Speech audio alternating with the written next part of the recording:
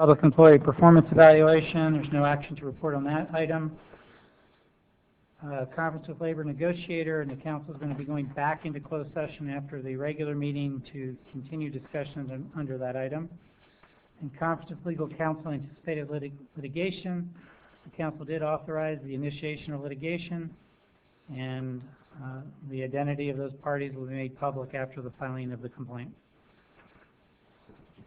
Thank you very much. Roll call, please, Liz. Council members Singleton? Here. Payne? Here. Campion? Here. Cruz? Present. Powers? Here. We'll have a minute of silent prayer, and then Vice Mayor Singleton, would you lead us in the flag salute, please? Absolutely.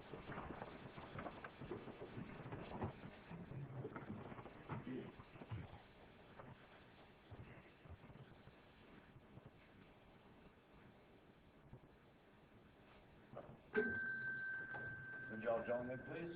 I pledge allegiance to the flag of the United States of America and to the republic for which it stands, one nation, under God, indivisible, with liberty and justice for all.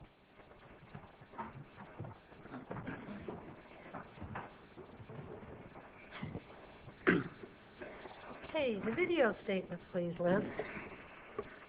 This meeting of the Galt City Council is being videotaped in its entirety and will be cablecast without interruption on Metro Cable 14, the Government Affairs channel on the Comcast and SureWest cable systems. Tonight's meeting can be seen on Channel 14 and will also be webcast at www.sacmetrocable.tv this Friday and Saturday mornings at 9 a.m. Tonight's meeting can also be seen via live video streaming on the city's website at www.ci.galt.ca.us. A DVD copy is also available for checkout from any library branch. Members of the audience wishing to address council should fill out a speaker identification form and give it to the clerk. Please speak into the microphone when addressing council and state your name for the record. And we have anyone, excuse me. Agenda approval, additions and or deletions, staff, council? Nope, nothing today, okay. We've got 3 presentations, and I think it's appropriate that after the Police Activities League presentation, we all break for a little bit and have a farewell cake for our Vice Mayor, Mike Singleton. So I hope you'll stick around and wish him well and say goodbye and thank him for all the time he spent here with the city. Okay, so number 1, Winter Bird Festival.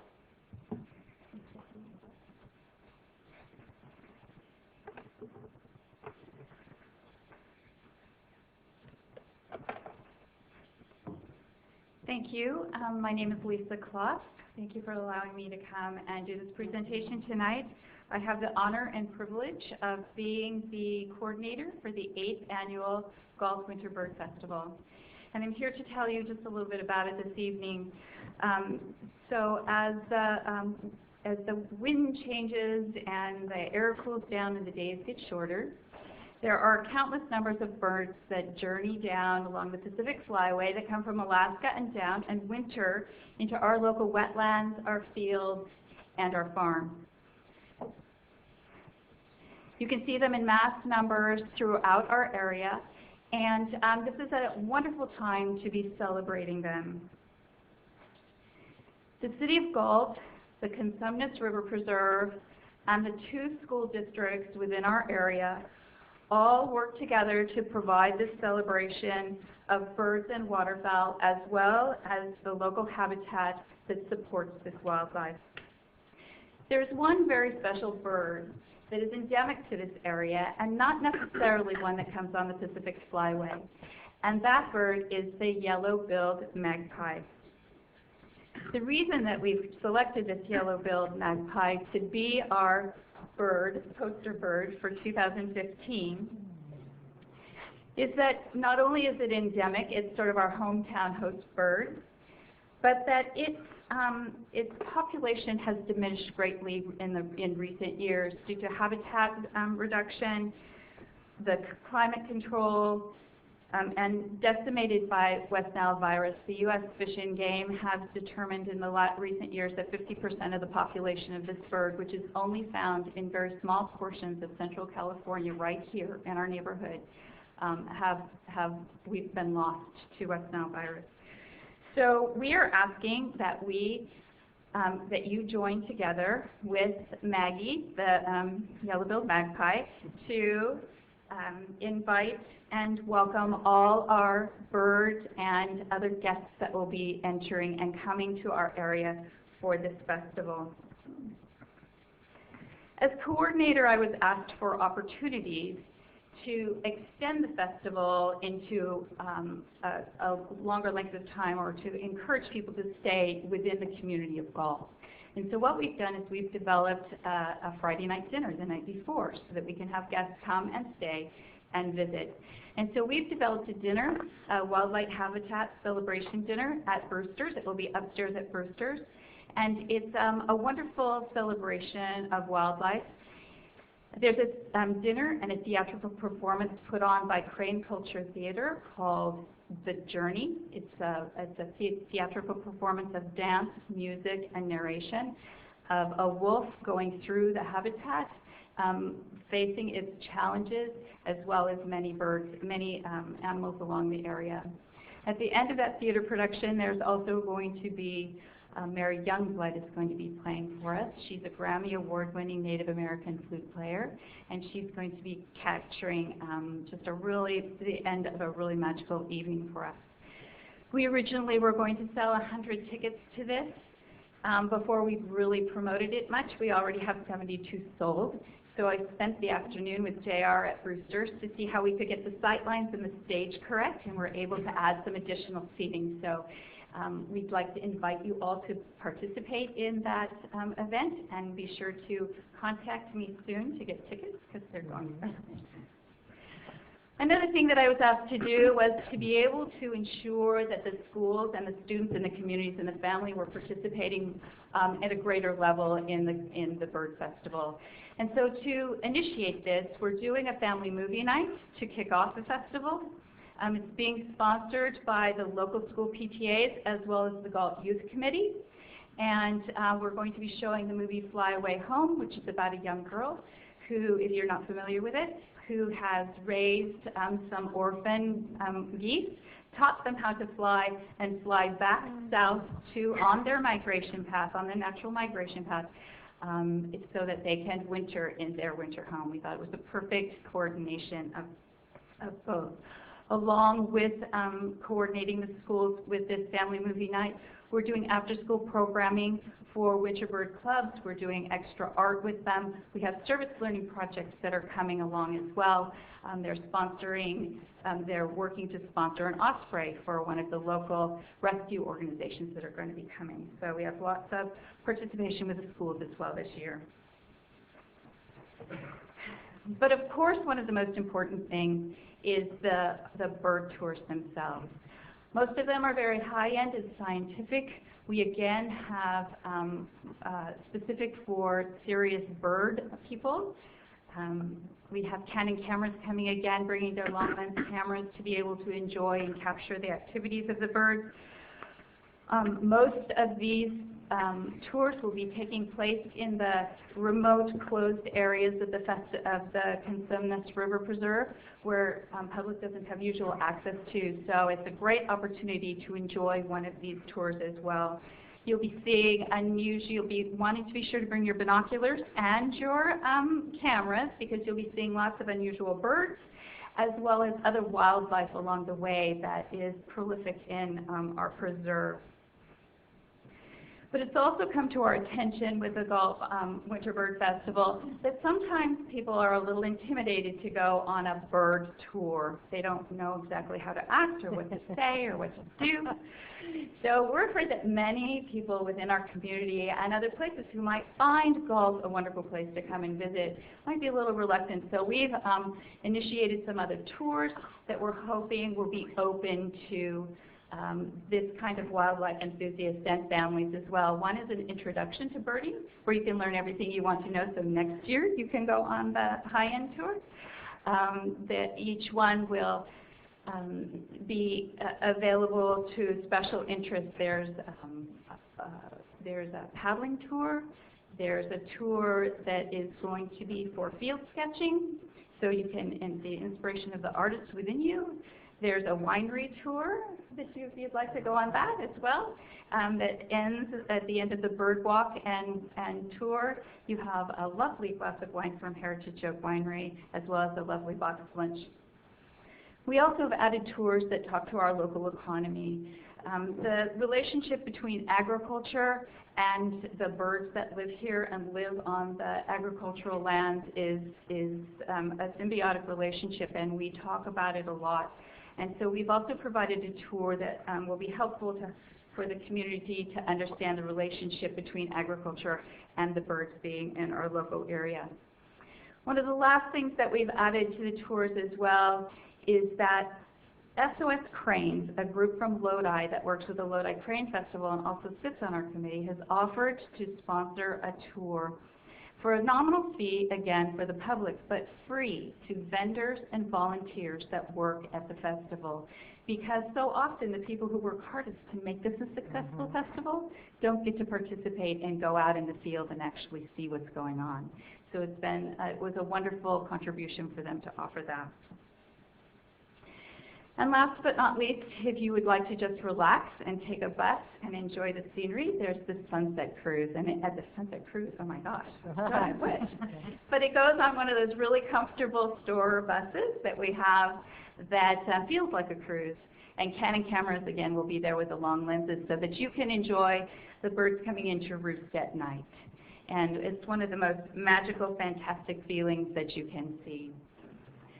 Which leads me to the festival headquarters, which will once again be at McCaffrey Middle School.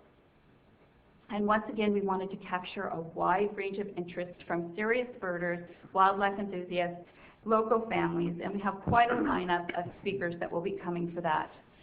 First, we have Corey Shake. He's a very interesting biologist who comes from Point Blue. He talks about, again, the relationships between agriculture and the birds, restoration of lands, maintaining farmlands, and how we provide bird habitat in that. He's a very interesting young man. Next is Mike Hecox and his wife Annette. She's from France. They're landscape architects, and they work now here in this area and lecture at UC Davis about reclamation of urban landscape so that you can rebuild with natural plantings urban areas to attract wildlife habitats, butterflies, bees, birds, kinds of things that our local citizenry would be really interested in.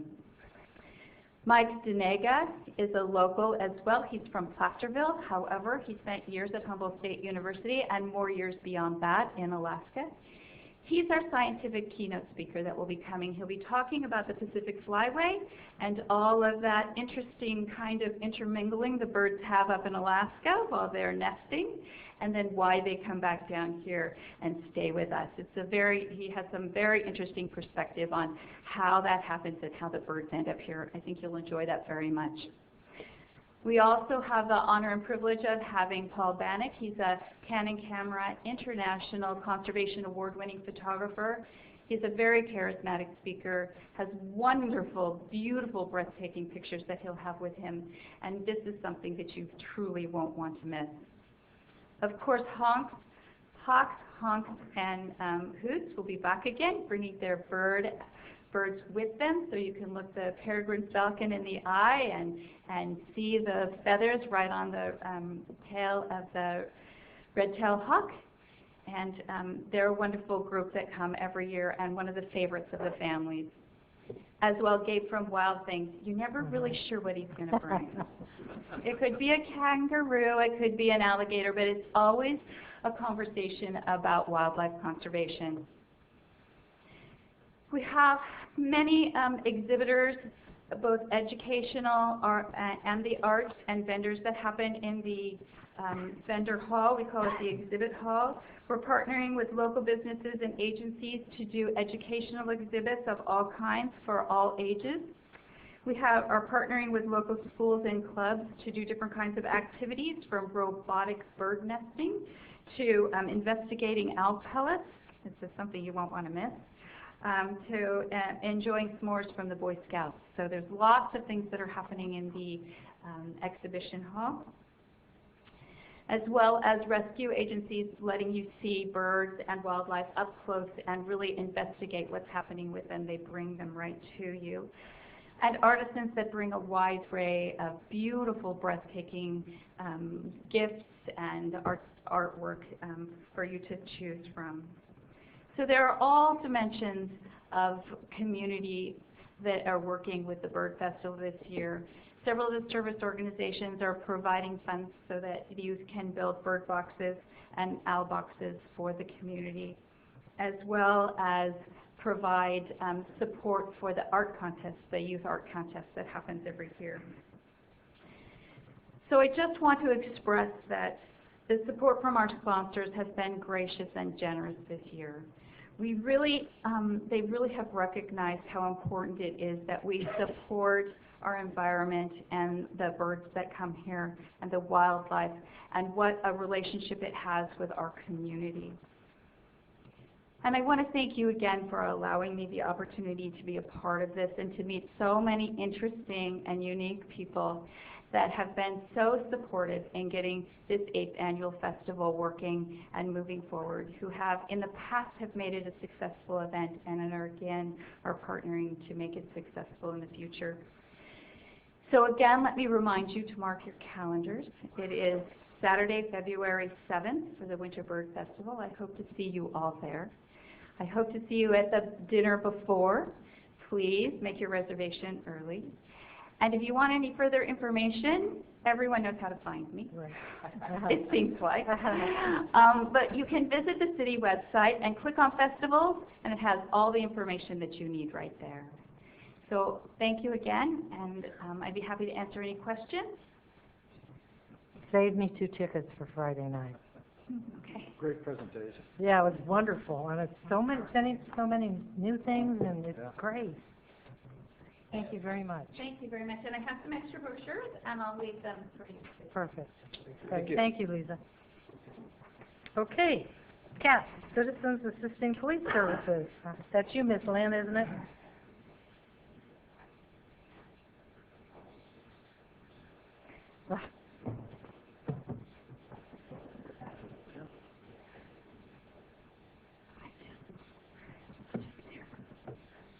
What's he doing here? Hey. Hey kids, how are you guys?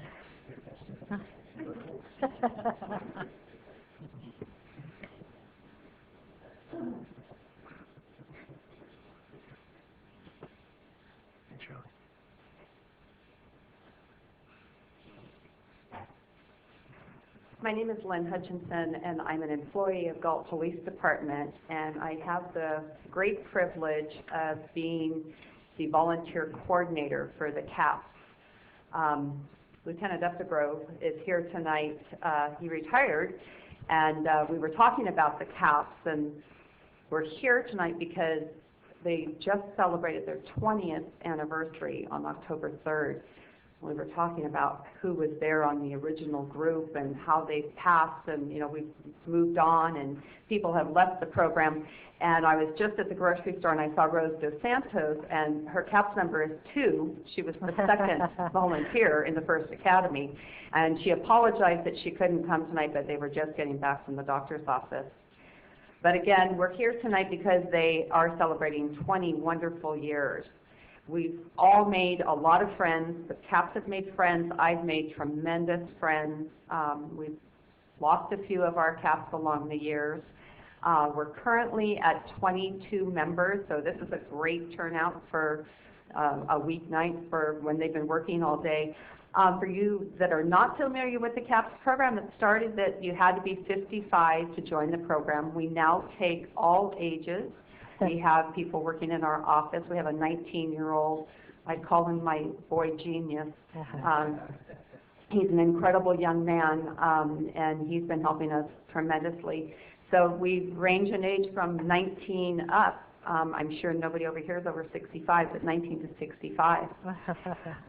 19 to 65, yes. one thing that I was working out some figures, and I was really impressed that in 20 years, you know, our numbers have gone from, originally we had 15, and then we had 25, and we've fluctuated between there, and I think the highest we've ever had is 25.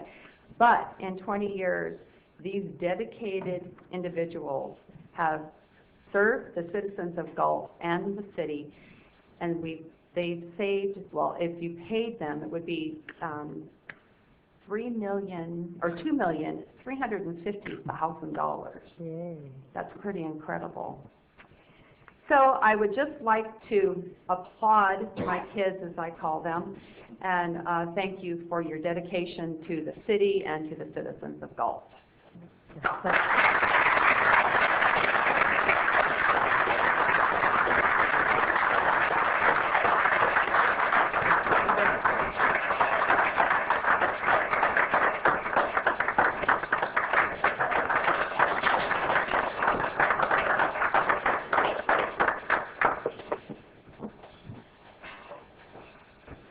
Thank you, Lynn. We know you've done a great job over the years of keeping these guys in line, and I know it's not always an easy task. Especially that one. Yeah. Okay, I'm going to turn our next presentation over to our Vice Mayor so he can introduce the participants.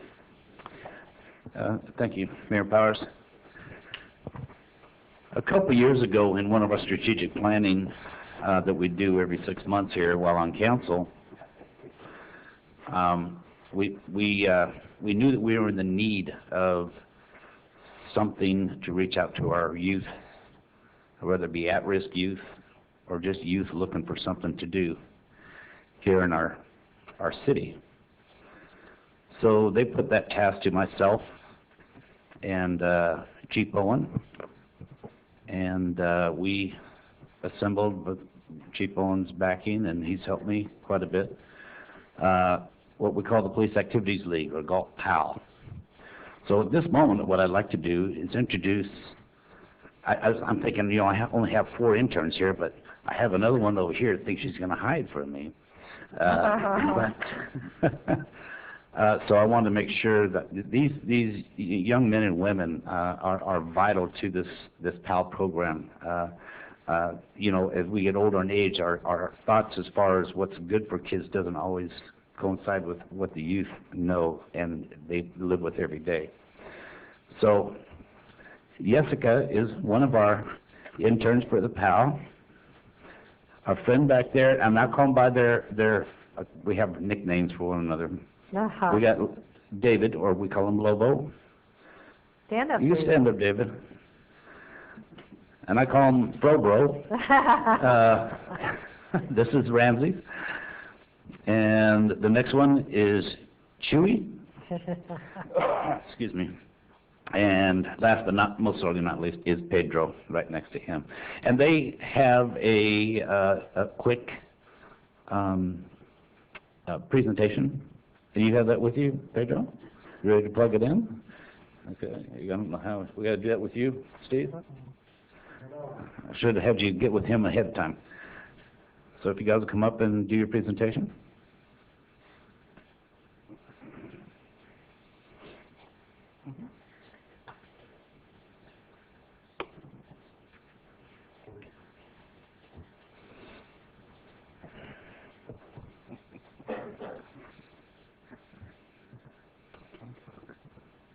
Sorry, that was my bad. I forgot to tell the interns to come in. They came in early, I'm sure, but to tell them, hey, give your flash drive to one of the gentlemen in here so that they can do the presentation. Oh, look, our city clerk is going to help. Yeah, right.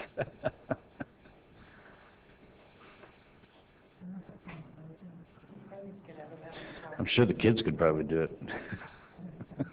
Yeah. I've watched Pedro on the computer, and I'm like, dude, you got to slow down. I can't see what you're doing.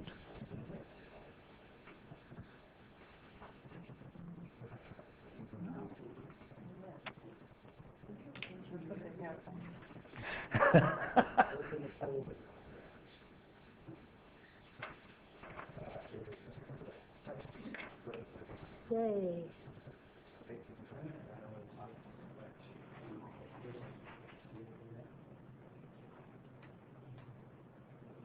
I knew there was something I was forgetting to tell you guys to do. I just couldn't remember what the heck it was. Hey, mister, I'm so nervous. Come on. Okay. Give it a minute. There you go. Oh, very good. All right, gentlemen, it's all yours. So, as Mike introduced us, I'm Pedro. Should we? They can introduce themselves when they come up. Alright, so like Mike said, we're here from the Galt Police Activities League, and this program was started a couple years ago, but due to some difficulties, it was shut down. But we have reinstated it, and we're here to help Mike Singleton come to that program and have a program for the kids to have fun and give them something to do.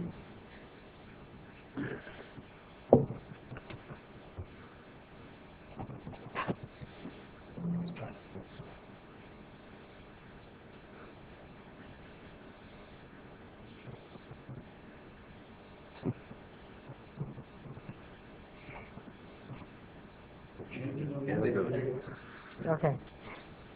So how this all about? We want to strengthen the relationship between the youth You close the mic. and the Galt Police Department. And what we mean by that is we have some kids, some youth that don't get along really well with the police members, and we want to change that. We wanted to give them a new view of the police and give them a chance to see that they're there to help them. We want to help them connect with the at-risk youth and keep them out of the justice system. And what we mean by that is we want to keep them on the right side of the justice. We don't want to have them end up on juvenile delinquency halls and basically keep them away from all crime. And we're going to provide activities and the mentoring to the youth in our community.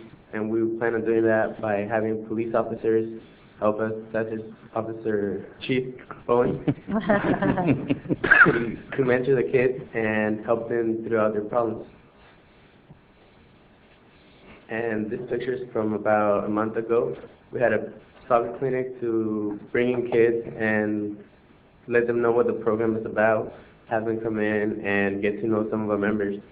And right here we have most of our interns as well as some of the volunteers that came out with us. We have Mike Singleton, we have our interns Ramses, Jesus, and David, as well as Mr. Lara, the principal of Galt High School, vice principal of Galt High School, and he's our secretary for the PAL program. Mm-hmm. And our plans. We want to create learning opportunities for those who need a little extra push. For those that aren't doing so good in school, we want to have the tutors available for them and give them a little help they need. We want to provide the essentials and support to those whose resources are limited. For those that don't have internet access at home, computers, we are going to have those available for them. We're creating athletic activities to get the youth involved in programs that are beneficial for the futures, such as our soccer clinic that we had about a month ago, as you have seen, and opportunities for mentorship with high school volunteers. We have not just us four, but currently we have another two, as well as Jessica, there to basically mentor the younger classmates. And we're going to help them create friendships with their peers, get them out of their comfort zones, keep them, those that are shy, give them a chance to meet new people.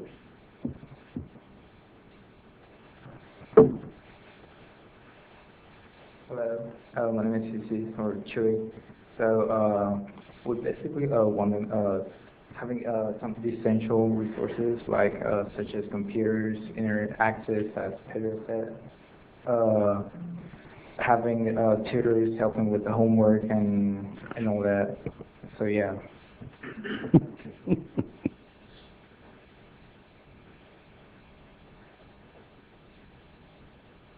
This will provide an opportunity to work with the officers. The youth will have an opportunity to connect with police officers like most likely Chief Bowen. They will also get to connect with Officer Slater. They will get to connect with Mike Singleton. There'll be other SROs or resource officers. Galt officers are part of the program to be role models for the youth. The youth will have good connection time with the officers, so it will allow them to see them more of as less than a person to be feared of. It would be more of a person to see them as turning into. The youth can have a better relationship with the officers. It's easier for them to relate to the officers when they get to know them better. They won't be, oh, there's the guy on the street who's going to arrest me. No, there's a guy in the street who's going to help me out if I have any trouble with anything. It allows the youth to feel more positive and safe around the officers, as I stated before. The guy was here to help me.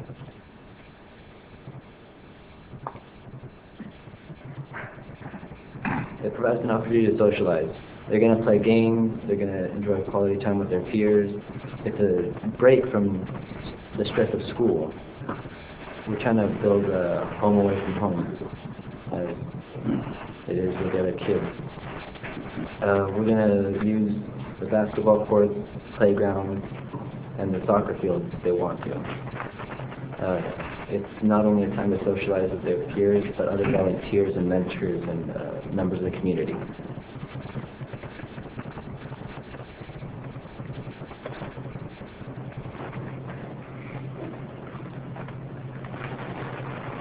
Hi, so my name is David, and they call me Lobo. Well, PAL is for it so the kids can meet new people and interact with others, and with the police, with us, and the advocates that we have going on also there. We have them so they can get into their comfort zone, since a lot of them are shy, as Ramsey, I believe, has said, and so we can get to know them also. Activities that we recently had was a soccer clinic, and two of our interns are actually there in the picture, which is Olina Munoz and Leslie Alvarez, which are two of our other members that couldn't come today. And there's another group picture where it shows all the people that who helped us in this clinic. Like all the little kids, Miss Aurora, Pedro, the soccer kids, Sparsi kids, and yeah. And then we have Miss Aurora Reffing, which is our secretary and our vice principal for our high school.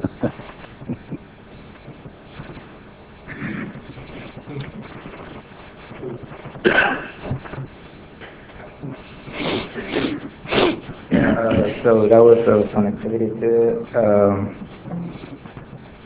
Special thanks to Topcom for providing us with internet. The police, the Romance Club, the Galt Military School District, the Galt Waste Recovery Systems, the City of Galt officers, chief office, and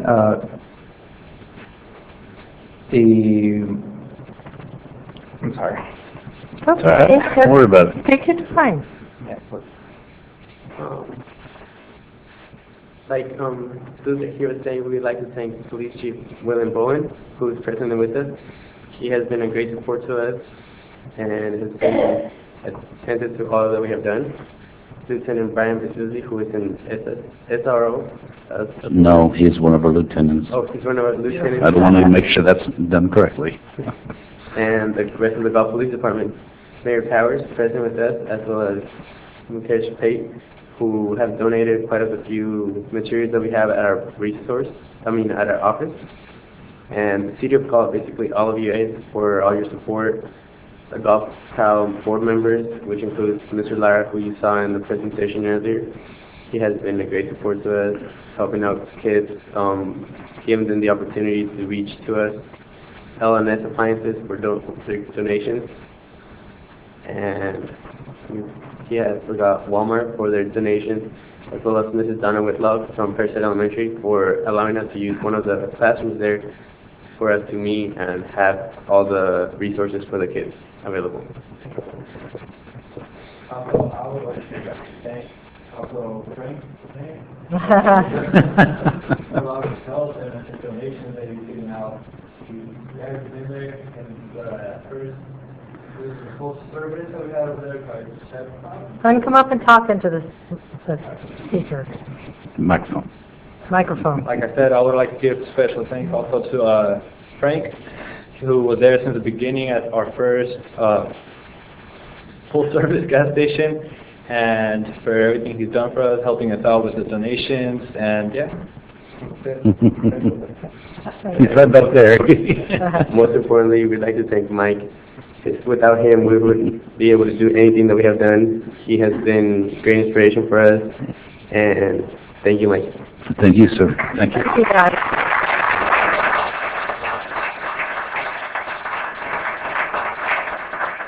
If I may, Mayor, real quick, I just want to do real quick.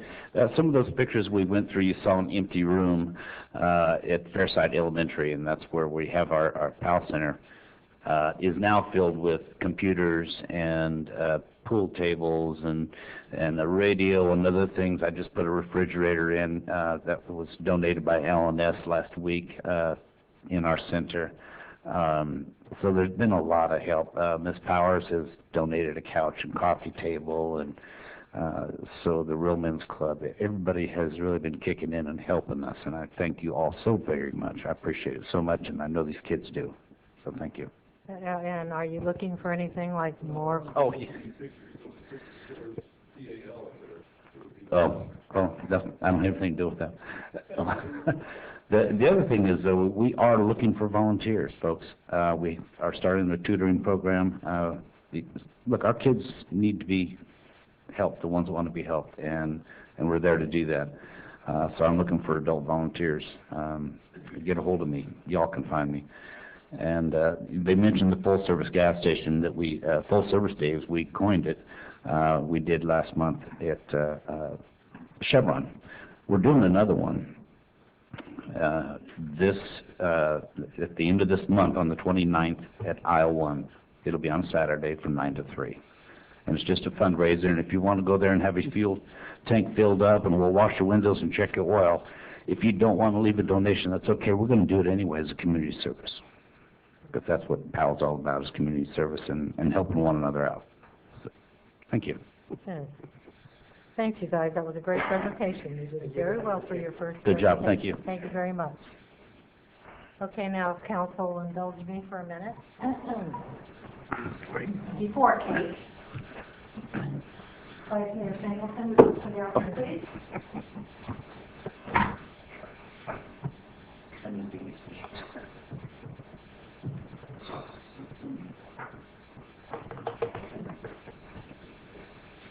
We'd like to present this plaque to you in appreciation for being a council member for the City of Galt for your outstanding dedication and service to our community, 2010 to 2014, and Vice Mayor from 2012 to 2014. We're going to miss you, buddy. Okay, thank you. I'm not going away. Say so. Well, this is my first meeting where you've not seen me in a tie. And long sleeve shirts to cover my bad tattoos. You know, makes you a bad man. But I'm doing that in support of my kids from PAL. That's why I'm wearing this. I'm the president of PAL, and I will continue to support these young men and lady that's here tonight. So that's why I'm not wearing a tie tonight. Picture. Here we go.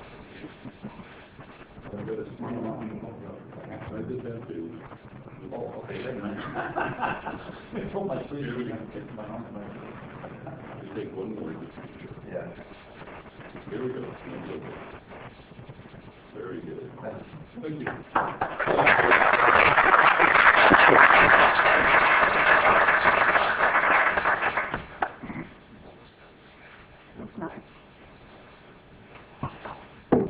I'm just going to stand up because we're going to have a 15-minute recess now in the back to have cake in honor of our Vice Mayor. So you're all welcome to go into the back room and celebrate.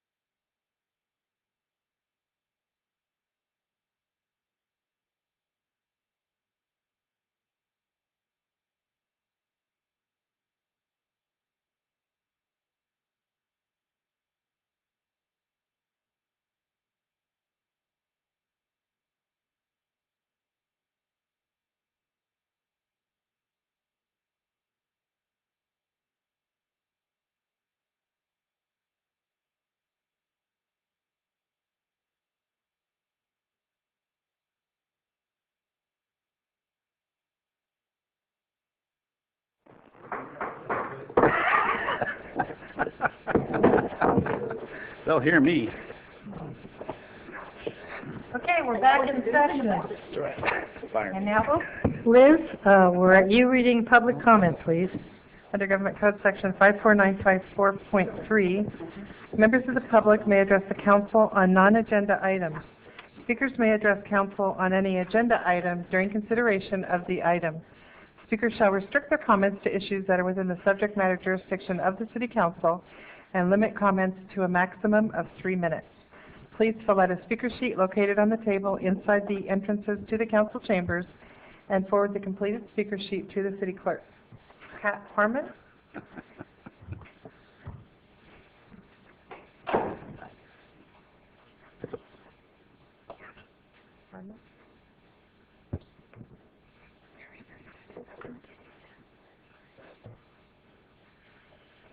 Hello.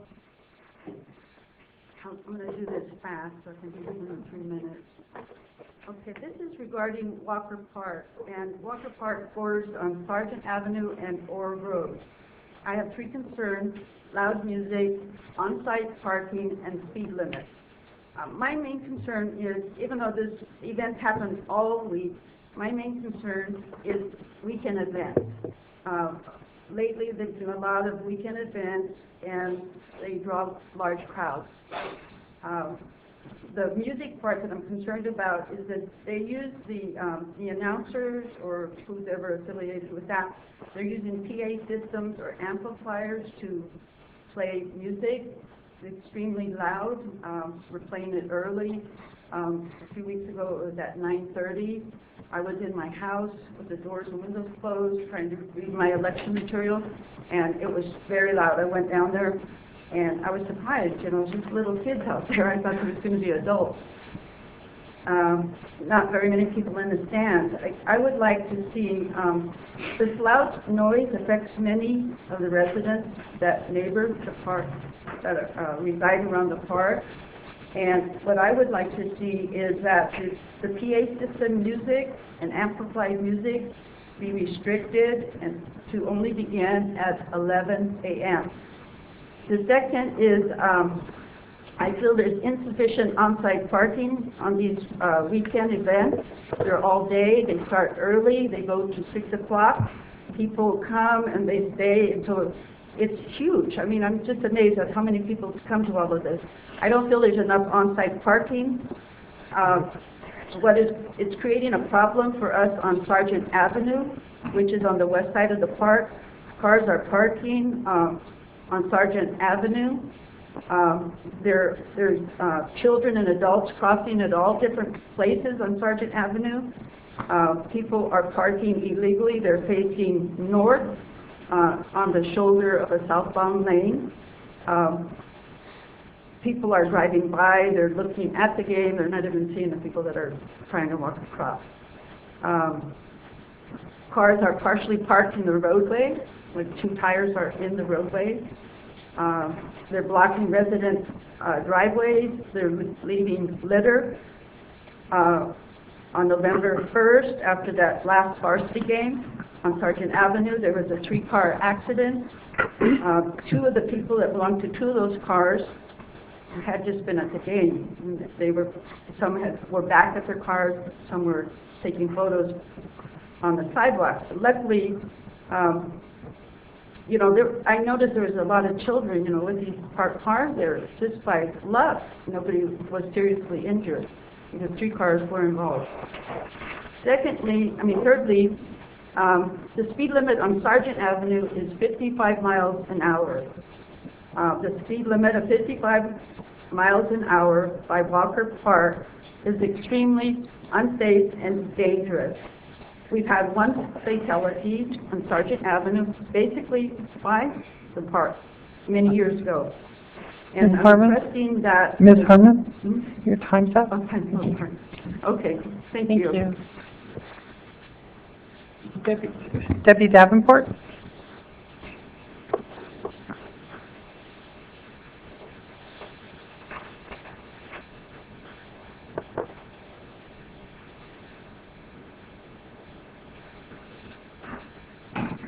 Hi, I'm going to reiterate a lot of the points that Pat was trying to make, because my mother lives right across the street from the park on Sargent, right across from where these games are played.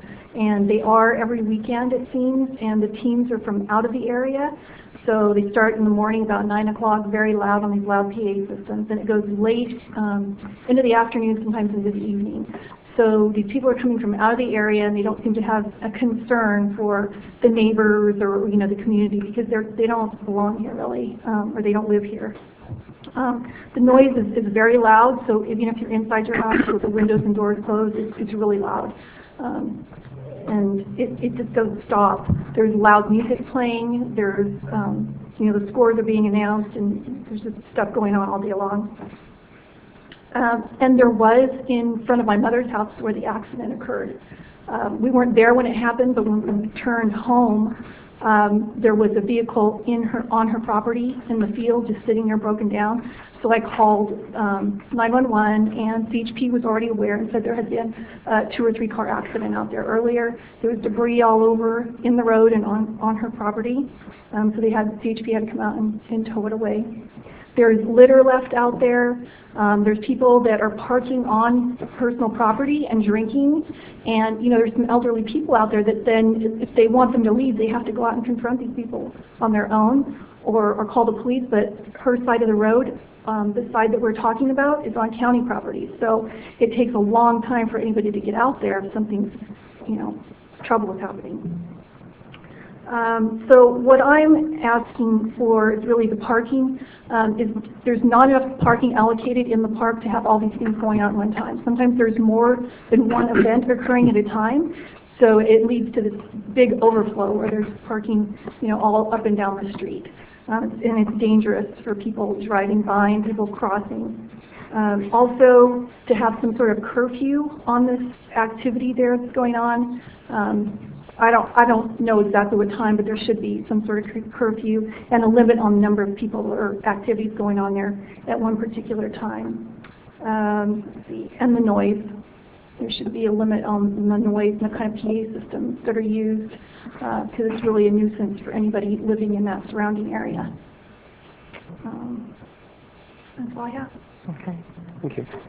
Thank you very much. Unfortunately, our Parks and Recreation director isn't here, but I'll make sure that he gets these messages. And I saw the chief writing some things down, so I'm sure we'll have the police go out and check it on some of those weekends.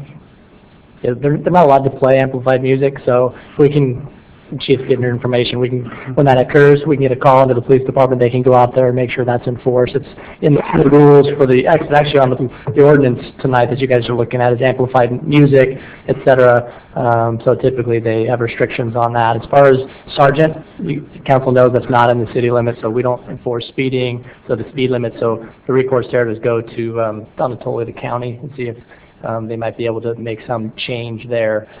The reality is there is not sufficient on-site parking right now. We've opened up some of the larger fields in the back, especially in the summertime, when people can park there to try to keep as much as we can off the street. But we do recognize that that's an issue, and if people are parked illegally, there are areas along the street that they can park legally. But if they're parked in front of people's driveways or in front of other things illegally, they can certainly call the police department to have that addressed. Well, it might be nice to have the police go out there once in a while and just, I'm not saying that you aren't, but cruise by maybe on those weekends, just so people know that the police are out there keeping an eye. So we want to encourage people to do what they're not supposed to do. There's not a PA system out there at the facility? Bringing their own. Yeah. Oh, yeah, because I'm a quarter mile away, and all day, it was from the morning until evening. Yeah. I mean, it didn't bother me, but I could hear it. It was definitely loud. Yeah, they're bringing their own. It's not, there's nothing that's built in out there. Okay. Well, is it on the rules when they're, when they fill out the application? That's my understanding from Armando, is it is on the application that they fill out, so we'll make sure that we enforce that. So if the two ladies that were up here, if they made a phone call to the police department, police would respond? Yes. Okay. And thank you for bringing that to our attention. Okay, now we're at the consent calendar. So would you please read the 4 items list? Okay, the first one, approval of the minutes of the special and regular meetings of November 4th, 2014. Number 2, approval of the City of Galt warrants. Number 3, approval of the project and expenditure plan and Transportation Development Act claim for fiscal year 2014-2015. And number 4, mobile computer replacements for the police department. Do I have a motion to approve? Move the items. Call for the vote, please, Liz. Vice Mayor Singleton? Aye. Councilmember Payne? Aye. Councilmember Campion? Aye. Councilmember Cruz? Aye. Mayor Powers? Aye. Passed, 5 Unanimous? to 0. I'm just, No, because we good. won't forget to say that. Now we're at the City Attorney's Office. City Attorney, the amendment of the Galt Youth Committee ordinance and bylaws. Hey, good evening again, Mayor and council members. I'm just going to start this item off, but John Gordon, the chairperson of the Galt Youth Committee, is here, along with some other members of the committee. What's before you this evening are 2 items. First of all, there's an ordinance amending the Galt Youth Committee ordinance, as well as a resolution approving some changes to the bylaws for this committee. And the primary purpose for the ordinance amendment are threefold. First, to change the committee to a commission, to restructure the membership from 16 voting members, which is currently 10 youth, 5 adults, and 1 council member, to 10 voting members of youth only, and then the adults would become non-voting members. And then the last item is to make a change such that if anyone was absent for three meetings during a year, that they would be removed from the committee. The changes to the bylaws are designed to maintain consistency between the ordinance and the bylaws and to expand the use of the list of committee officers. So with those brief introductory comments, I'll turn the time over to Mr. Gordon. Thank you. Good evening. Just to add on, just to give you some context to our process. When I came on board, I was one of my first tasks that I was directed to do was to look at the bylaws. And as I became more familiar with the bylaws and working with the youth committee, there were some issues, foundational issues that were more addressed, that need to be addressed with the ordinance. So in our process of looking at those changes, this past spring I worked with Councilmember Barbara Payne to hold a couple different discussion items with the youth to really discuss what are the issues that we need to address, absences being one of them, the other one also being membership, what the qualifications were, because it was, I think even a few years back there were some questions about, well, who could qualify to be a youth member. And then as working with my adult mentors, there were some recommendations we gave us regarding changing of the voting, some safeguards, putting in safeguards by having all youth, adult mentors rather, fingerprinted, and also changing the name. So I brought with me 2 of our members. First, Andrew Klotz, who is our treasurer, and also Jessica Braz, who is our chair.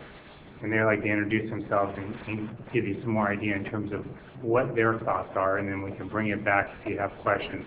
3 of us are ready to answer. Andrew? Hello, my name is Andrew Klotz. This is my first term serving on the Galt Youth Committee. I was recently accepted in August. Originally, I was attracted to the Galt Youth Committee to become a better leader and a better role model in the community to the youth and to serve all members of the community. And I feel like this name change would better identify us because as a youth committee, it is apparent that we are only here to serve the youth of the city. But as a commission, it would be easier to distinguish us as youth serving the community as a whole. And I think that would be beneficial to us because it lets people come to us and contact us with things that they need. I think that also, I believe that, sorry. I believe that the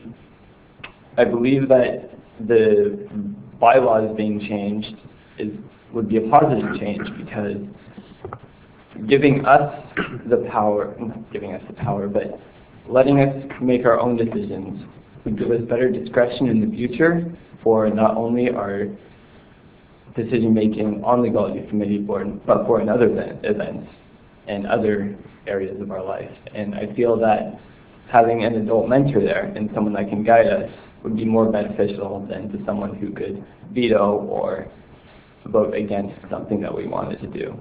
And that would benefit the whole community overall as something that we can decide that we want to do for ourselves. I guess that's it for me. Thank you. Hello everyone, my name is Jessica Barajas and I'm currently the chair of the Galt Youth Committee. I applied for the Galt Youth Committee at the end of my sophomore year, so I have served for 2 years. And I applied for this committee because I wanted to be more involved in the community of Galt. And this committee has been very beneficial for me, has given me the opportunity to take a lot of leadership skills, and it has helped me be more involved in the community by attending the Educational Summit a few weeks ago. And I think that changing the name from a committee to a commission would be better, because a committee to me sounds like just a group of students that are together trying to help in the community, and that it's just a short term, but a commission is like a group of students who work a long time to change the committee. And I think that with adults not voting, it gives, at the end it's like the student's decision, and the mentor should just be there to guide us and help us along the way. Let me add one more thing, and I'll open up to questions.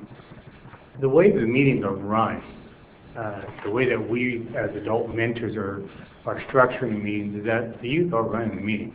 We are here, they are there, and we serve to guide them. And through our mentorship and through our coaching, we have interactions with them to help develop skills. So a lot of, I guess, where we're at with the voting is it somewhat feels duplicative, because we are coaching them, helping them think about decisions and how they arrive at decisions. And so from the perspective of the adult, it's really giving the youth more voice and choice. So, do you have any questions of us? Barbara, you got something to say? I would just like to say that we are so fortunate to have the group that we have, including the adult mentors, which Lisa Klutz is one of them, and Lupe Flores. And I think they're on the right track. They want to continue with community service. In fact, the community really depends on them a lot. But they also are being trained to be leaders in the community. I expect someday that they will be up here and they'll be comfortable because they have been involved. But it's been a dream of mine to see this take shape, and I see it happening. I'm very excited about it. Council members, anyone else have something to say? I just have maybe it's a question for Steve. There are currently five mentors currently. Mm-hmm. There are 5 spots, or only 4 are occupying. Okay. Faith Harper, Lupe, Lisa, and myself. Okay. And that was kind of my question, is according to the bylaws that the council is to appoint the adult mentor, so I would assume that those that are on there would like to continue, and I just wasn't sure if there was any vacancies or how that was going to be. Currently, we do have a vacancy. We had an adult mentor that signed up and had a change of heart, new job, and what have you. Sure. Hope I'm not speaking out of term. I think my preference is for us to kind of carry where we're at to get through the year, because we've worked so hard to gel together. Certainly, if someone wants to come up and join us, that would be great. But I think in terms of the training that we've gone through this summer, that you graciously afforded us that opportunity, and the momentum that we have, I think we want to carry that through its first cycle. Sure. And it would be more advantageous really to have that new mentor really in May or June. but certainly, you know, the position's open, so it's, and I'm not sure What's the deal? who has. We do have position. some terms ending, Right. so we will be making new appointments. Yeah, and that's another tricky I can figure out the basis. thing, because our calendar is really June through May, when it kind of follows the school schedule, but the appointment calendars go through the election cycle, you know, through December. And in some cases, like Lisa and I were appointed at the same time. Her term's already up, but you've appointed me for following your term, so I have longer time, so it seems a little uneven. Yeah. I'm sure one of us will bring Lisa back. Any other No, I don't questions? have any questions. Okay, I think the one thing that I just want to say, and I don't want it to sound wrong, but because you have a great group now, and now we're going to have the students leading, but you're at the pleasure of the council too, so I'm hoping none of you want to go out and have a rave or anything. I mean, you know, They're good kids. I know they're good kids, but you know what I'm saying? So we just hope that you will go on in that line of thinking. Is it directed to me or to the? No, to the youth. Oh, well, Yes, John. I mean, you don't want to have a rave, do you? Well, I am sit on the school board. You know, one of the things that we are focusing on is that character development. Correct. And that's a strong piece that we are trying to weave in. Actually, the one-on-one mentoring, for instance, one thing that we have changed as lead mentor, I've been assigned with the chair and vice chair. So I meet with Jessica once a month, and we talk about skills on facilitating the meeting, as well as she sets the agenda. And so there's opportunities for us to work with the one-on-one as well as to build those relationships and get to know them better, so that, you know, we're all staying out of trouble and serving the city as best as we could.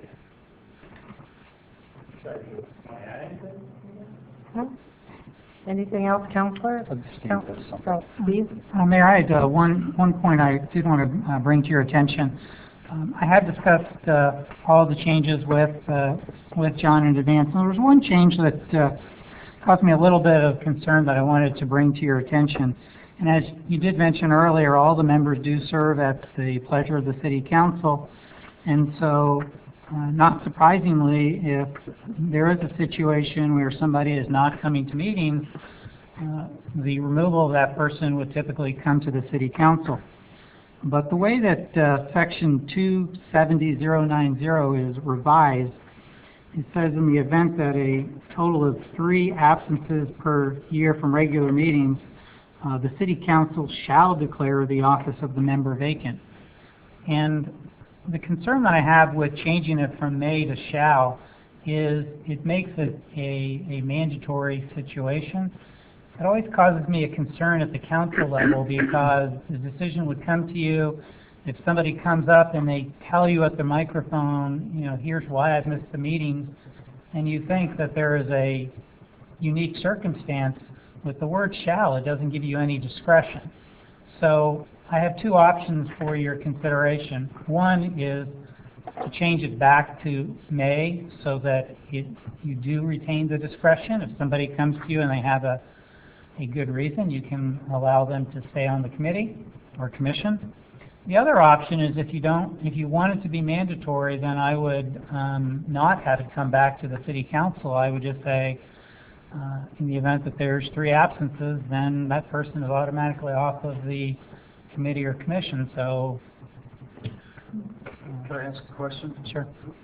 Who developed this language in the first place? Did this come from the mentors in the committee? Yes. So John, that is what the mentors and the committee wanted, is that if you miss 3 meetings, that's it. There's a hard line in the sand. You're out.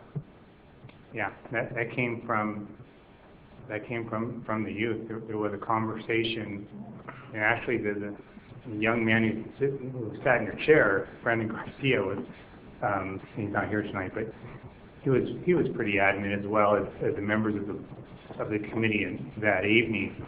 You guys want to say anything about that?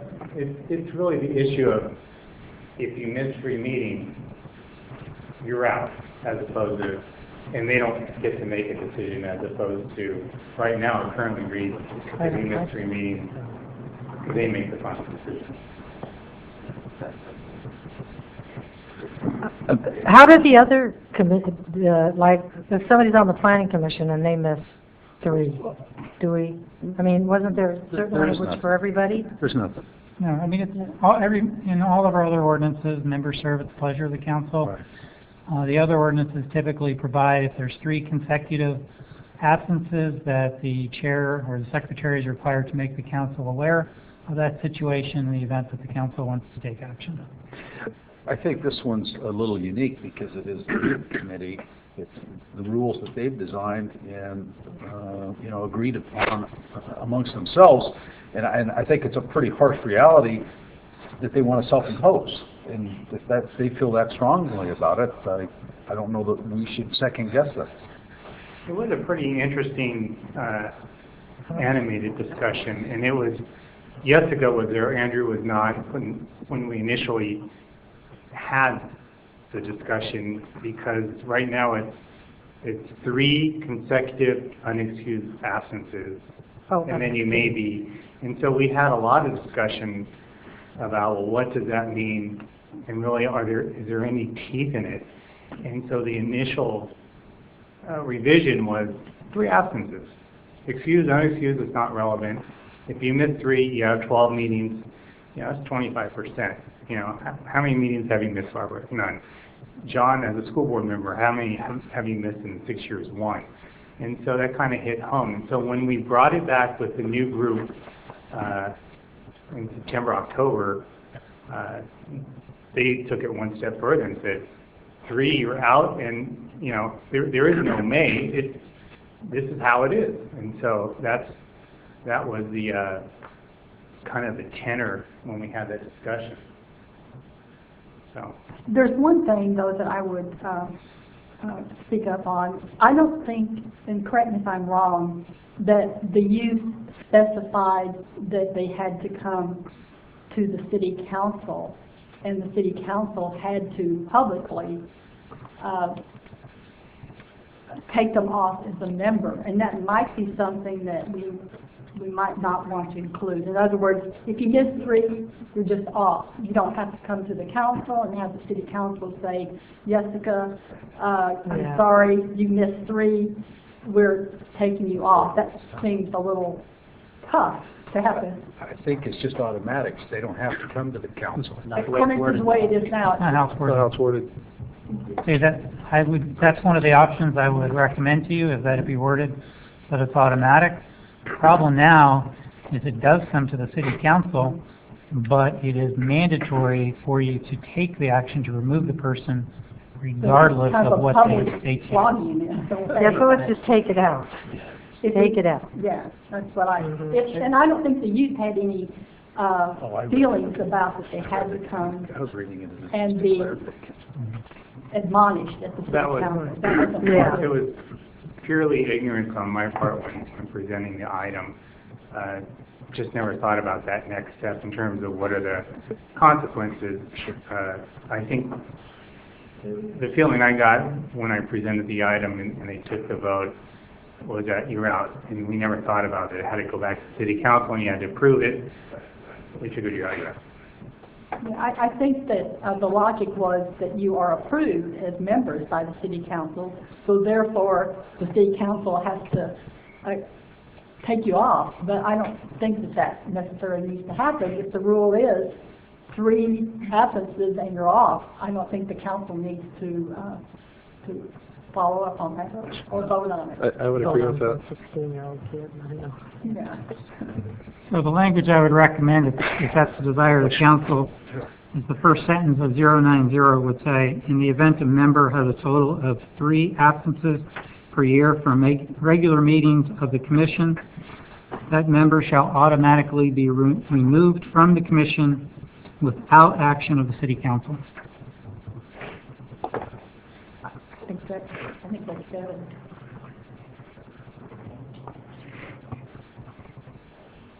Are you guys in favor? You good with Hello? that? If that's what they want. Everybody shake, 1, 2, 3, okay. I'll move the item with that amendment. Okay. No, I don't feel okay about that. I wasn't here for that thing because I had a sports event. I don't feel okay. I'm not comfortable with that because there are a lot of free radicals that can happen. There are a lot of things that can randomly come up, occur, family emergencies, sickness, illness, vacations planned years in advance, or in the instance I had of a predetermined responsibility that I just wasn't able to come. So I don't think that would be fair to one person to say that 3 absences, no matter what, would make you off it automatically. I think that there should be some sort of discretion there. Yeah, Some gray area. I'm kind of not understanding why you can't have an excused absence. I mean, I understand 3. That's what I'm saying. Yeah, that's what I'm saying with you, yeah. I mean, I can understand 3 unexcused, but what if something came up with one of them? You know, that's what the youth decided at their meeting, and it was discussed pretty much by the youth, not by us directing them. Right. Some of the challenges become, how do you define what is excused and unexcused? You know, if we have kids, youth that are involved with sports and clubs, and they can't come because of these other things that are dictating, they can all be excused. The bottom line is that as adult mentors, as we put time in, we need people in the seats to make decisions. 12 meetings, you can't miss more than 3, that's 25%. That comes with an expectation and accountability as part of being a leader. If you can't be here, then maybe you need to rethink of what your function is or what your interests are, because you could be doing community. It wouldn't prevent you from the planning work that we do for community service. It wouldn't prevent you from doing community service, but it would prevent you from making a decision, and we need people in the seats to make decisions. So that's how that kind of arrives, because when you get into what's excused or unexcused, it's a pretty wide, variance. You know, John, I would agree with you for an adult commission, but the kids' lives is not, they don't dictate what goes on in their life. Their parents dictate that. And if the parents have a planned vacation, I can guarantee that kid's probably going on vacation. But I respect that it was their decision to impose that, and therefore I'm okay with it. But I think they may be coming back for some changes. In the past, of course, the ordinance read that if you had 3 unexcused absences. So this is a new trial here. Yes. Well, it's for them to figure out. Well, they figured it out as 3 absences, and that's what the committee voted on. Now, whether it comes up to the city council and there, again, is an instance where a youth can plead, have a second chance. That's where the may versus the shall. But like I said, vacations happen, baseball games happen, football games happen, cross country happens, FFA happens. But the kids that we need that are going to be serving on the youth committee need to come to these meetings. They need to be a priority. Okay.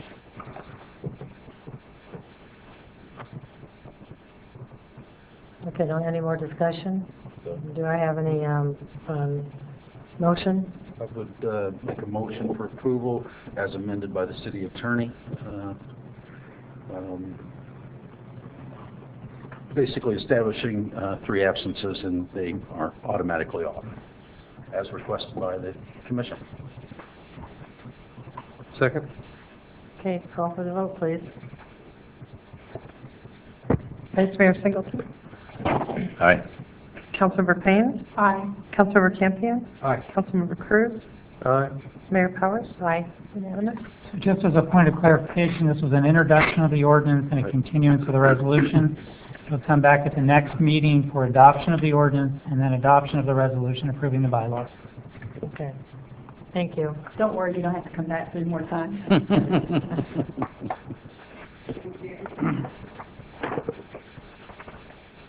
where are we at? This meeting minutes here. What they, and then they posted on the Here we are. Because I have it. Okay, now we're at the ordinances regarding use of parks, use of skate parks and camping, and resolution establishing additional rules and regulations for city parks.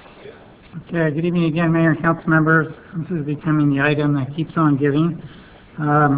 We first talked about this item on September 16th, and there were certain changes that the council requested at that meeting, and also requested that the item be noticed in the Galt Herald in the event that there was public interest in the matter, which was accomplished. We came back to the City Council on October 21st, and at that meeting the City Council directed a further revision in order to provide that any additional rules and regulations would be adopted by the City Council, and that the Parks and Rec Director would have authority for temporary rules for a period of 45 days. So the ordinance that's presented to you this evening, in particular the use of the use of parks ordinance, has that requested language. The item use of skate parks ordinance has been modified to eliminate the ability of the director to adopt additional rules. It's all covered by the first ordinance. And there's been no changes to the camping ordinance. When we were doing a final review of the first 2 ordinances, the use of parks ordinance and the skate park ordinance, staff had some additional revisions that they wanted to propose for the City Council. So those are included in the ordinance, and I highlighted those changes so you'd be able to focus your attention on those elements of the ordinance. With those comments, I'd be happy to answer any questions the City Council has, and all 3 ordinances are presented for introduction this evening, and then there is a companion resolution establishing the additional rules and regulations for the parks, and that's for your review this evening, and in the event that you introduce the ordinances, the resolution would be continued until the adoption of the ordinances. Comments, council? I have one question. I just want to be sure that I understand it. If the Director of Parks and Rec establishes a rule, it will be in effect for 45 days, and then it will no longer be in effect unless it's been approved by the City Council? Is that the way it's... Okay. That's correct. What it states is the director is authorized to establish temporary rules and regulations. Such rules shall be clearly posted and shall be effective for a period of 45 days unless adopted by the City Council within such period, in which case such temporary rule or regulation shall remain in effect. So if it doesn't come to the City Council within those 45 days, it automatically goes out of existence. I had anybody else? I just had a question. Under the definition section, it's a new definition, controlled sports facility. It says mean any sport, and then it gives the field names, facility that is enclosed by a fence and gates. But then I look down under 3, and it says talks about taking glass or glass containers or bottles into playgrounds, athletic fields, athletic courts, and controlled sports facilities. My concern is, or question is, like the baseball complex across the street. Part of it's enclosed, part of it's not. How is, and I know there are other facilities that are similar, so is it just within the area which is enclosed by the fence, or is it the whole grounds? So in this case with glass bottles, there's 3 types of facilities that are covered. So it's designated playground areas, athletic fields, which is very very broad, which would be any ball field, and then the last part is the controlled sports facility. So in the example you gave, since it's a baseball field, even if it's not fenced in, it is an athletic field, and you would not be allowed to take a glass bottle or container onto that ball field. So,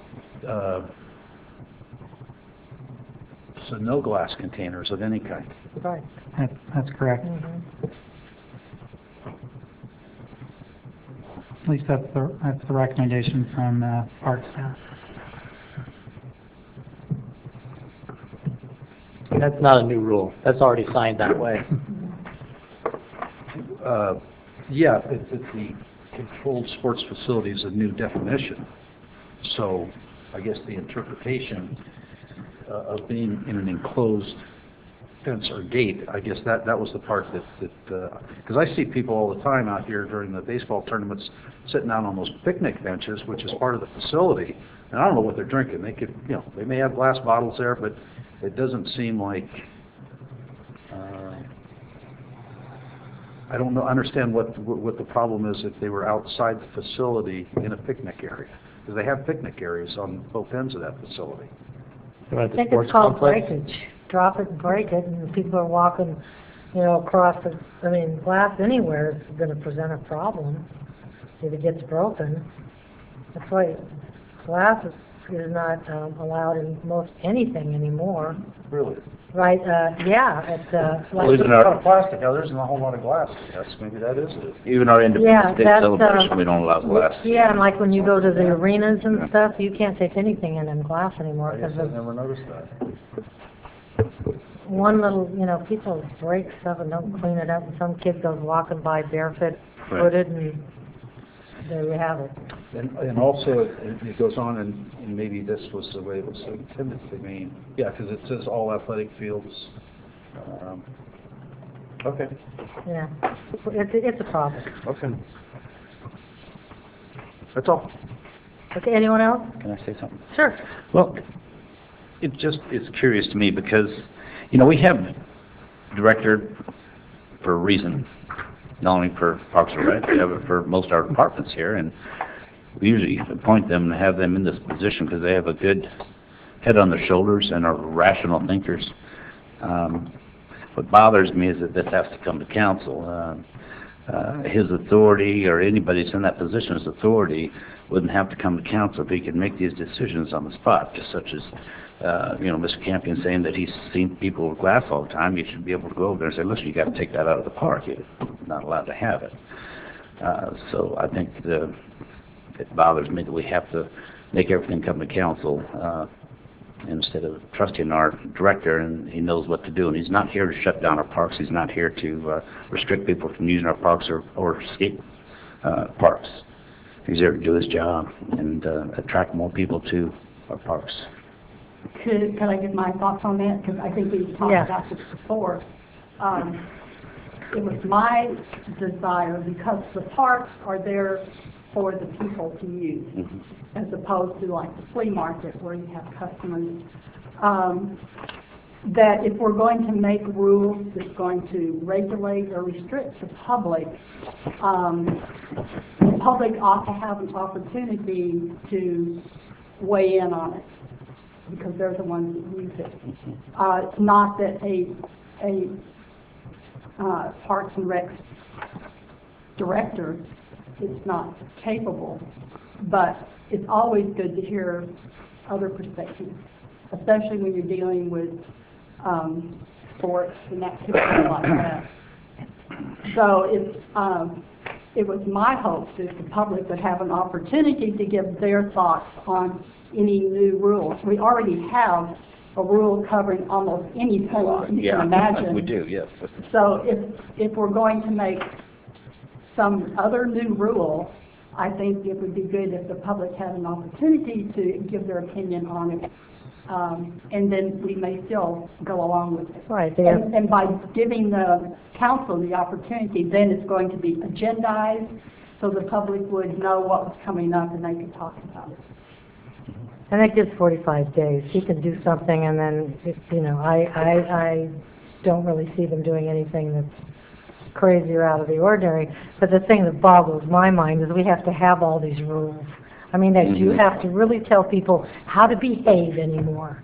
Well, You know, it's just, come on, folks, I mean, and it is, I mean, we have to have them. I think what generated this whole thing was the police department needed to be able to enforce it, and we didn't have an ordinance on the books Right. that gave them the authority. They could show up and say, you know, don't do what you're doing. Don't throw rocks at the building, you know. Yeah. Right, yeah. So I think that's what Yeah, has generated. and I just said it's a shame that Yeah, we have to do that. I agree. Because this just codified what the existing rules were, correct, Yeah. by ordinance. And all of the departments have rules by ordinance, and I think it was just bringing up to speed, so. Yeah. So, do we need a motion? Yes. Can we do it on all three of them, or do you want each one? It seems like everybody is of the same mind, so in that case, we could do it all in one motion to move staff recommendation. If there was disagreement on one or more ordinance, then we could take it separately. I think we're pretty much in agreement. I would like to make the motion that we accept staff's recommendation on all three. Okay, we I'll have a second that. Okay, call for the vote, please, Liz.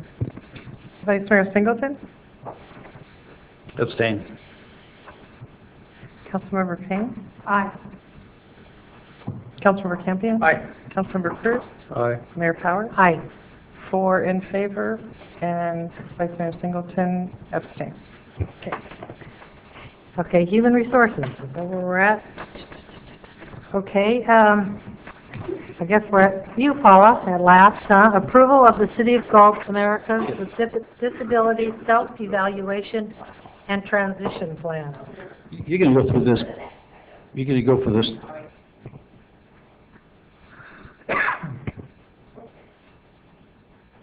Was it done?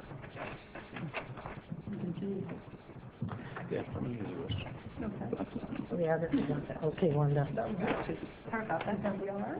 I had it marked for the morning. Do you have a question? Yeah, I just wanted to have a page-by-page review. Oh. Yeah, really, They're prepared. I hope you're kidding. yeah, yeah, we hope you're kidding.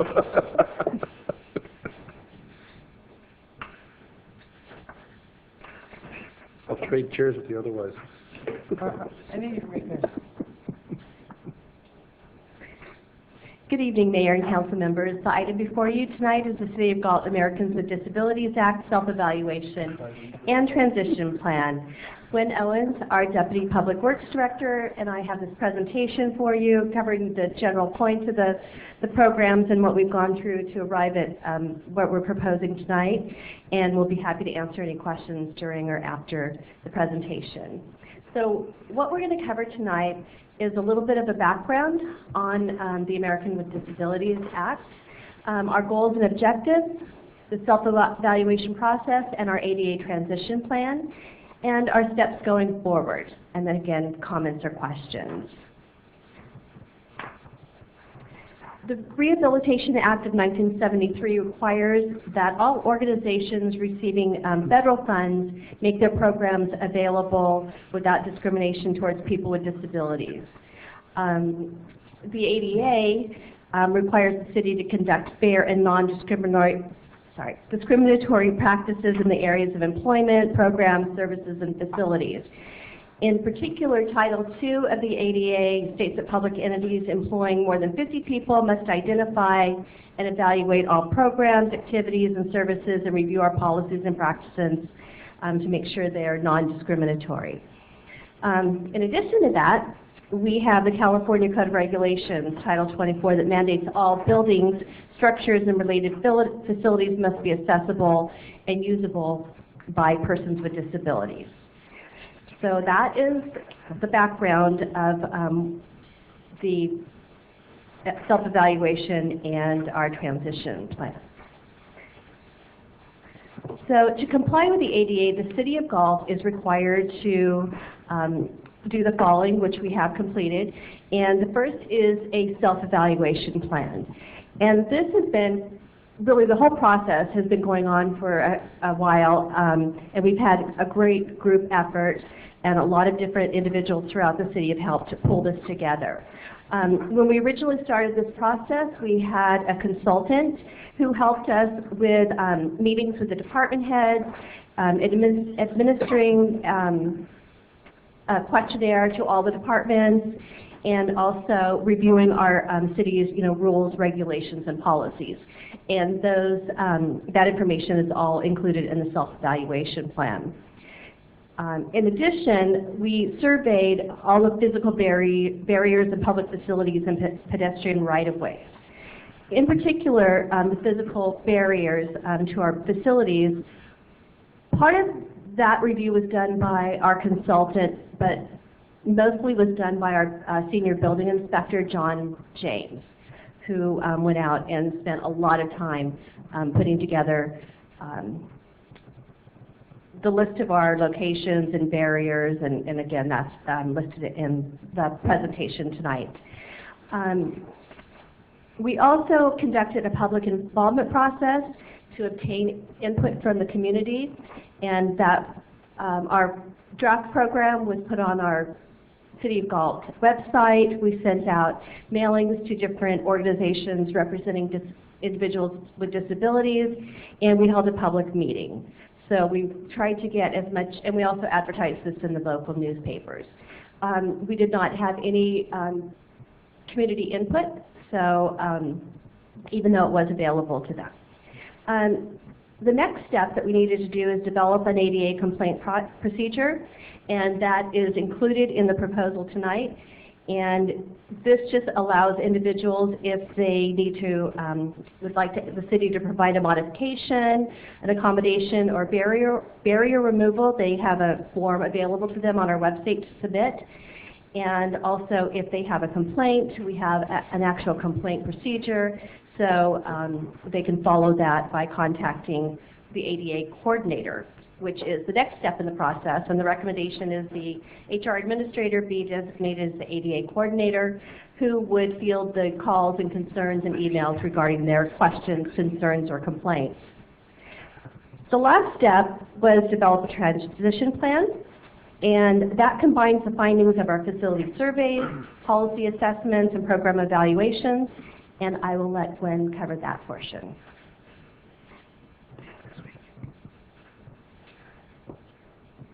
Good evening. Basically, Title II of the ADA requires public agencies to develop a transition plan to make their facilities and their programs accessible.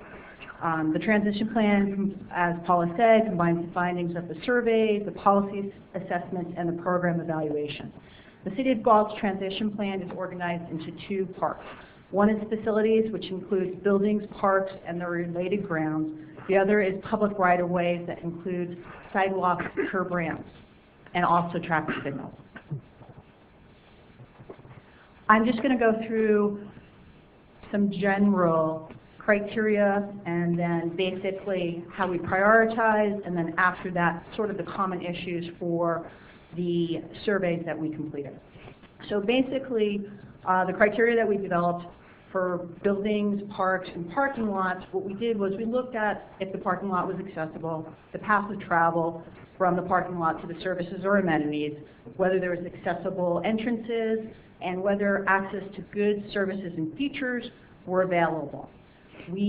For sidewalks and curb ramps, we looked at items such as the slope, cross slope, the width, whether or not there was any obstructions, and whether or not we had any non-compliant curb ramps. Now for traffic signals, we basically looked at if they had accessible push buttons, pedestrian push buttons, if the signage was acceptable, and if there was appropriate pavement marking.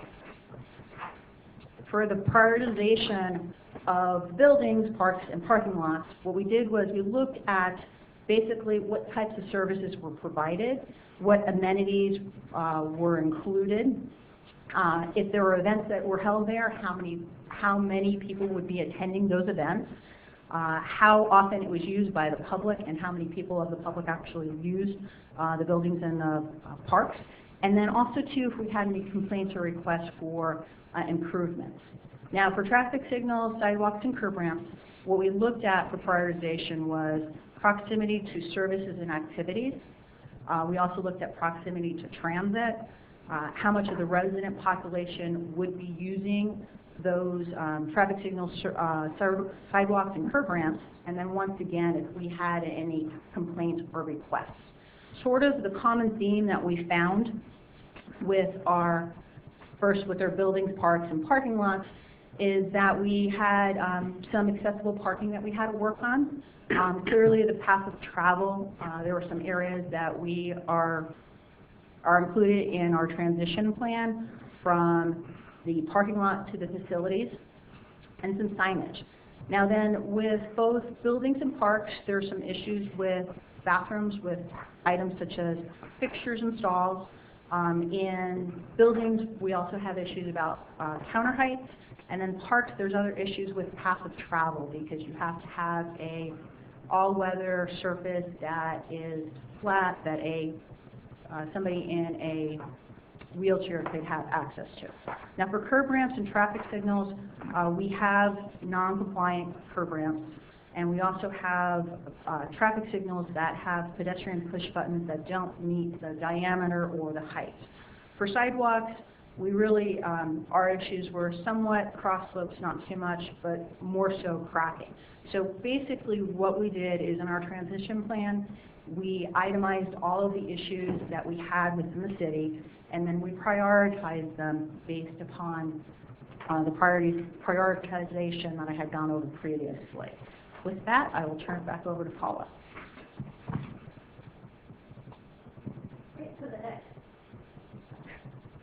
Okay, so the next steps would really be to educate our staff, provide employees with awareness and sensitivity training as related to individuals with disabilities, make available resources known to our employees, and also make them aware of our complaint and request procedures. In addition, just really maintaining the plan, keeping it current by reviewing and doing the self-evaluations, and then updating the transition plan as needed. Any questions? Any questions, council? Okay, so we need to adopt a resolution approving it. So Move do to I have adopt. I'm sorry? Move to adopt. Oh, I'm sorry. Okay, second? Second. Call for the vote? Vice Mayor Singleton? Aye. Councilmember Payne? Aye. Councilmember Campion? Aye. Councilmember Cruz? Aye. Mayor Powers? Aye. Okay, now we're at the approval of deferred compensation plan documents and service providers. Back to you, Paul. It's off. There you go. Now it's on. Good evening again. I'm just going to wait a couple seconds before we get started. Liz is going to be calling our consultant who helped with this project in case there are any questions that he can address.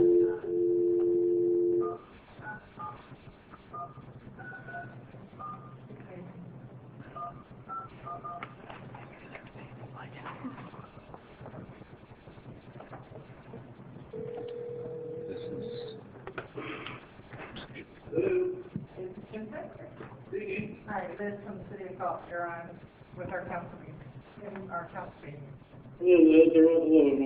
Hello. Okay, I'll go ahead and get started. The next item before you is the approval of the City of Galt 457 Deferred Compensation Plan documents and service provider. Vincent Galindo, Senior Consultant with the Highest Group, is joining us via the telecom. He is the consultant that the city worked with in the 457 plan RFP process and advised us throughout the plan provider selection process. So good evening, Vincent. Thank you for hanging on there in Portland and waiting till our item came up tonight. The city currently has 2 457 deferred comp plan providers. We've been with ICMA approximately 30 years and SRA since 2009. The structure and administration of these programs are slightly different, so the city took on the task of reviewing the current plans to determine if they are the best programs for our employees. The goals of the review process were to analyze the overall competitiveness of the plans, improve participant education and communication, reduce participant expenses, and formalize the provider process. Vincent, again of the highest group, guided and advised us through this very long and complex process. We've been working on this project since approximately March of this year. In May, the RFP was sent out to approximately 20 vendors with 7 responses. A review committee was established that worked with Vincent and the highest group in analyzing the RFP responses, interviewing top candidates, and recommending the City of Galt plan vendor. This committee came to the consensus to have TIA-CREF as the city's 457 plan provider. They are recommended because of their fun lineup, customer service available to participants, and the low fees charged to our employees. Having spent the last several months going through this process, it's been an eye-opening experience on how a city and a 457 vendor should administer a plan. These programs are complex. We realized our employees were paying fees that we needed really the assistance of the highest group and Vincent to help us uncover and determine what the fees actually were. Currently, our employees pay 0.61 admin fee for ICMA. In addition, a 0.82 revenue share also directly to ICMA. SRA admin fees are 0.75% with a revenue share of 0.25%. Again, the revenue shares are going to the vendors. The TIA-CREF administrative fee is 0.39, so there's a significant decrease in what our employees pay. We've been working with TIA-CREF since late August in creating a plan for a smooth transition for our employees. I have a weekly phone conference call with Vincent and several TIA representatives to make sure everything is completed on time and on schedule. This includes notifying our current vendors of the change, creating employee communication packets, scheduling employee informational meetings, and making sure all of the necessary policies and documents will be in place. The estimated completion of the transfer is the first week of February 2015.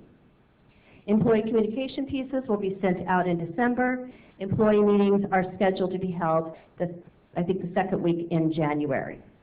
The highest group in TIA have been great to work with during this process, and I'm confident will be the same moving forward. It's a great feeling knowing the city has performed its due diligence in analyzing various plans and can provide a professionally established program. I'd be happy to answer any questions you have. I have a couple of questions. Okay. If this is the right time. You described the committee, and I was wondering why there was no employee as a member of the committee. And when I say employee, I know we say city manager, city attorney, finance director, human resources, and member of the city council, but I'm thinking of, you know, some of the others. Well, our thought process, if I remember correctly, you know, we had a lot of discussion about that, but being such a complex project and process, and those that sat through the hours of reviewing all of this information can certainly attest to that. But, you know, we looked at it as the city manager. Of course, you know, the city manager would be a part of it, our city attorney with the legal issues, HR because I administer the program, and our finance department. And then also we had one individual where we'd asked Kurt Campion because he's a participant and a council member and a retiree.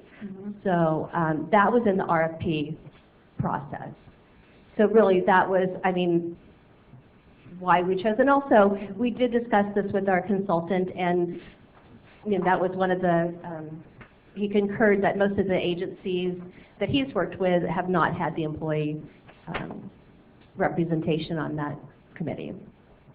So the committee is, though, they're making decisions that are going to be affecting all of the employees, is that correct? Those that choose to participate in the plan, correct. And you still wouldn't think that you would at least want a representative? Well, going forward for the committee, I mean, we can certainly add an employee representative to that group. And we plan, you know, the recommendation is to meet annually, and that would be certainly a change that we could make. I just think, you know, we're trying so hard to be transparent. That seems to be the buzzword of the year. Even though it is complex, our employees are pretty complex in their jobs, that it might be nice if they at least felt like they had an opportunity to weigh in on it. And then the other thought I had, and it was just a question, our city treasurer reports to us all the time about investments, and it seems like he's very knowledgeable. It seems like he could be a helpful person to be on the committee as well. He would be a great resource. We had the finance director in the finance department. It was actually the deputy finance director that served on the RFP committee, but to handle like the finance part, and they could certainly use our treasurer as a resource. He normally advises, you're right, on the city's investments, and he's definitely someone that we could consider as a resource. Those are my thoughts. I don't know if anybody else. Councilmember Cruz has one. Okay. I'm probably asking a question that's very, very silly and probably redundant, but this is transparent as far as the employees are concerned, correct? Their investments aren't going to be affected other than reduction in fees. And the Well, they're going to change. Well, what will happen is their funds with the current plans, ICMA and SRA, will be transferred to TIACREP. Correct, but there's no reduction to that at all? No, changes? if I'm understanding you correctly, no. Okay, thank you. You know, And then they will have a chance to look and see if they want to change what their investments are. And yes, let me just kind of answer that. So how that works is that TIACREP, actually, that's one of the things they're working on now, is mapping the funds. So they're looking at where our employees have their funds invested and really kind of figuring out which, fund would be for TIA. But, in our employee meetings, we're going to have group meetings, and then we're going to have one-on-one. So at any time, during those meetings or after that, they can contact TIA and make changes to where their funds I guess the question I'm trying to throw out there, and very poorly it sounds like, TIACREP does not have the same group of investors, or may not have, as ICMA does. So, say John Doe employee has XYZ, but TIACREP doesn't provide XYZ, it's ABC. How are we going to get those to match together so that that individual employee doesn't have a loss? Well, and that's why we've relied on the highest group to help us, because they recommended some of the investment funds, and then also TIACREP has what is called open architecture, so that's why we would meet once a year to see how our funds are performing, and if our employees want something else, or if there are other funds that are going to be better for the employees, we can add and change funds. Thank you. One of the big differences here is under the old system, both of the two providers, ICMA and SRA, they chose the fund lineup. The city didn't have any choice, and so a lot of times those were proprietary funds, only funds offered by that. This is a totally open architecture, so the city, with the highest group, selected the choice and selection of mutual funds available to the employees, which can be changed from year to year, and the goal is to select the highest performing funds with the lowest fees, kind of best in class investment opportunities for our employees. So not only are the employees getting lower fees, but they're getting better investment options. It's not just being dictated to by the provider, but it's going to be by the city's choice and selection with recommendations from the highest group. So the employees truly are getting the best investment options available. And accessibility was another one, which is key. The ICMA, I don't know the last time we had a representative here. Here, TIACREP is Paul points out, they're going to be on site, available by phone, and I know that they've got programs too, where you can be able to go online and access your account. I mean, it's pretty amazing what they're offering. And I feel very comfortable with it. So there's really no reason why an employee would not agree to go with this company. Okay. I am going with them. We are going with them. Starting more discussion, I'll motion to approve. I just wanted to say one real quick thing. I've got to agree with Ms. Payne because, it's too often, as far as having somebody representative of the employees, because people are tired of corporate making decisions for them, so it'd be nice for them to have that voice to input, so they feel like they did have a part in that. So I think transparency is best. So I think that's a possibility. I think Paula said that. I think that's... Yeah, and I agree too, I agree. that's why I'm just making my comment to say that I agreed with Ms. Payne of that comment. Thank you. We'll make that change. Well, hold on a second. I think we need more discussion on that because, I mean, the employees are not of one mind. So who do you select as an employee representative? Do you have each union appoint one representative? So now we've added 3 employee representatives, plus we have other groups. So it's not, I don't think it's as simple of a question of just adding an employee to the committee. I think if that's the council's objective, we can certainly work to accomplish that. But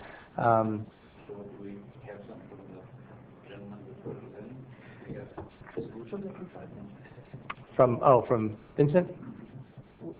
Can I think what and I understand what you're saying, Councilmember. What I would like to do is approve the plan documents and the service provider. The amendment process that I think Paula was referring to can be addressed at any time. And I don't think we want to hold up the meeting or the approval of these documents based on, how we're going to compose a future committee. So I'd like to reiterate my motion for approval at this point, and then we can follow up with discussion if council chooses. I second. Call for the vote. Wait a minute, now we can have the discussion, right? Oh, I'm sorry, I thought we had a preliminary discussion, okay. I'm sorry. Go ahead, discussion. Okay, so I'm understanding we're going to approve it as is and then come back with a possible amendment to select an employee. Is that what you're saying we can do, Kurt, our Councilman Campion? I don't know the specific process, and I don't know, Paula, maybe you can help us out if we wanted to add somebody to. There is a committee that is established as a part of this approval process, and that document can be amended by the council, correct?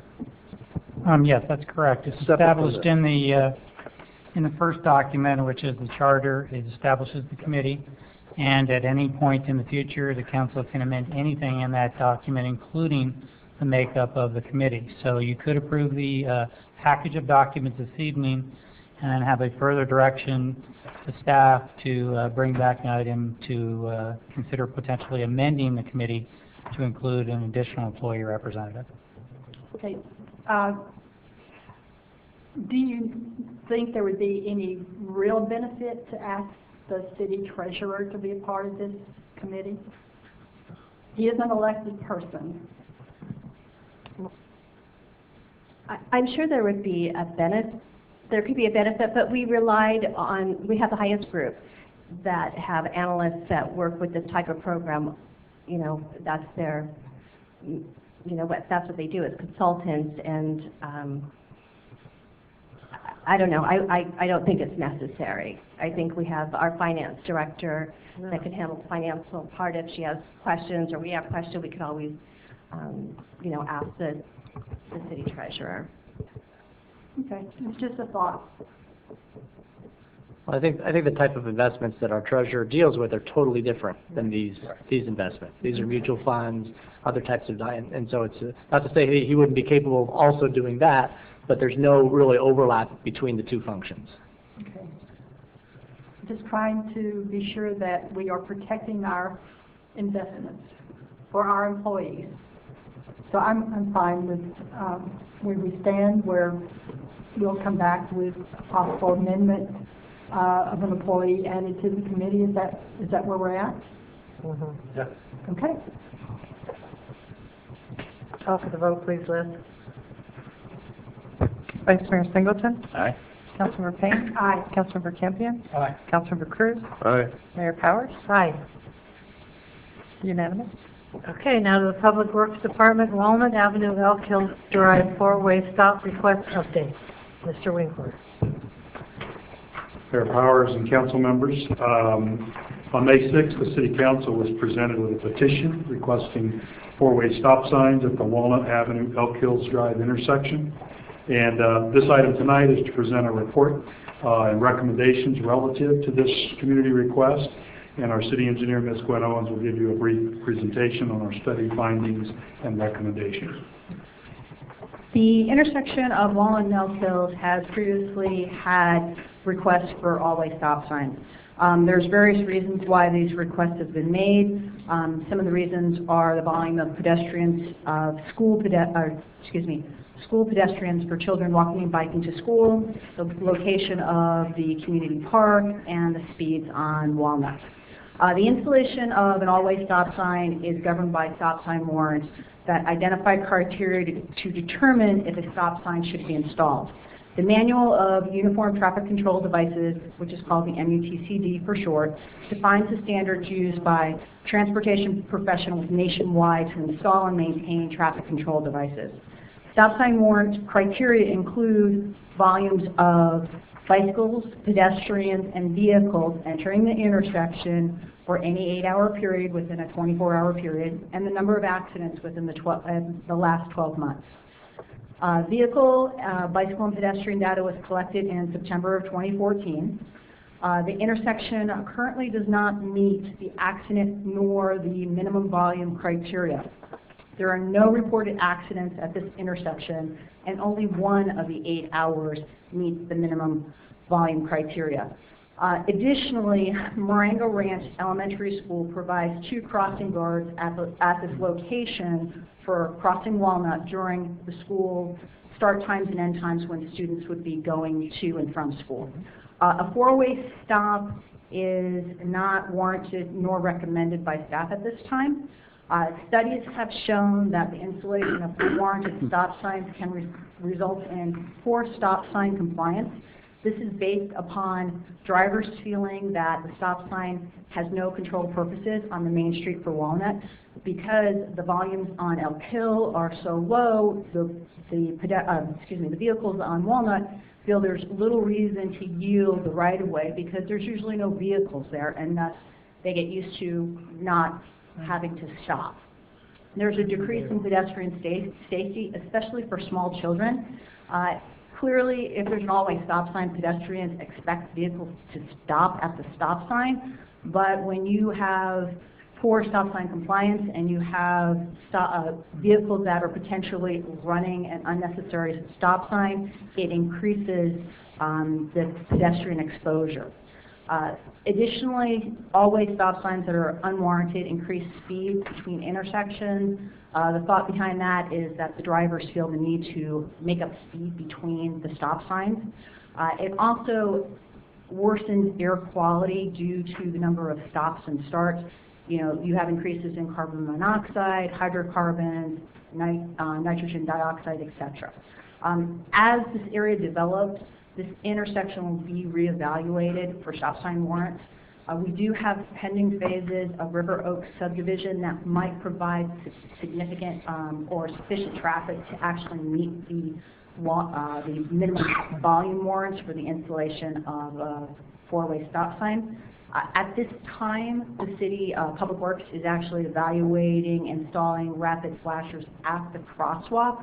Currently, we have advanced rapid flashing beacons, that when you push the push button, it's, probably about 50 feet down the road, so the pedestrian doesn't see it, but the vehicle does. Just on a side note, one of these rapid flashing beacons is currently not operational, and we have a work order in to fix it. And then the other one is slightly obscured by a tree, and we have another work order in to actually trim back that tree. With that, I will take questions. Okay, I think those work orders, because there's children there, should take top priority, so move them to the top of the list if you can do that. That's what I would think. Did we give any of these results to the 200 people that signed the petition? Basically what I did was, once the staff report was written, I called the woman who submitted the petition, Maria, her last name escapes me. I explained to her that we had evaluated it and we were not recommending I always stop, and that we were coming to City Council tonight. I offered to come out and meet with them to discuss it, and I said, just take my name and information because you're going to need to talk to your neighbors, etc., and then you can just get back to me. She never called me back, and then we also, probably about a little bit more than a week ago or so, we sent her a copy of the staff report. Okay, awesome, good. Anyone else? Yep. Yep. What's up, Barbara? Well, in addition to the petition, I've had 2 people contact me also that feel that there should be a 4-way stop sign there. And, you know, I've run across this before where statistics don't warrant something. But somehow it's hard to explain that you have to have people breaking the law or having accidents before you're going to do any preventive or proactive activity. I tend to rely more on the people that are living there and see what's going on every day as far as traffic and pedestrians and everything else. So I would ask you, considering the study, is it impossible for us to put up the 4-way stops? It's not impossible for City Council to direct staff to do that. It's my professional judgment based upon standards that are nationwide on why a 4-way stop sign is not recommended. Really what you run into is the side streets, Elk Hills, even we went out and counted also too when the pedestrians were out there for school, when they were going to school, when they were coming home. The morning had, you know, in one of the hours they had about 70 pedestrians crossing, and one of the other hours was only about 30, but those are the only 2 hours that we have any high peaking of pedestrians. Other than that, there's pedestrians are kind of few and far between because of, you know, people are just out walking their dogs, etc. What you have to balance is if you put in an all-way stop sign and somebody runs that stop sign, what are the consequences of that? And so I make my recommendations based upon my professional judgment, my experience, and what is the industry standard. Keep in mind that the criteria for accidents is 5 accidents within a 12-month period. There's no reported accidents out there. The other thing is, for the minimum volume criteria, you look at it for 8 hours of any of the 24 hours. You only need it for 1 of the hours. So it's not as if it's close for me to be able to say, we can maybe look at some other items. So we serve at the will of the council. So I mean, council does have that option, and as part of, you know, the staff report, it does say, you know, direct us if so desired to look at that. If I may, maybe this is why I earned my pay grade. Certainly, the council can direct the 4-way stop be put in, and that would not be illegal. Our job is to point out what some of the concerns are with putting in a stop sign that is not yet warranted. What I would suggest, using, again, my professional judgment, added on to our city engineer's recommendation is, we have a couple other tools in the toolbox that I would like to see us work with. You know, let's get some of these flashers taken care of. We have some grant funds that we think will cover some additional flashing lights like we have at the Galt High School, a couple of locations that will provide some enhanced visibility. I think that the primary citizen concern is when all those kids are coming and going to school, is kind of the sense that I get, and I think that this could help with that. And if we don't feel that that has given us this safety elevation or the enhanced safety and protection that we feel we need, then we could revisit this issue. The other wild card that's out there is they just have finished paving River Oaks Unit 2, which is going to be several hundred more homes that feed right onto Elk Hills northbound, and that may very well be the trigger that would then meet a warrant.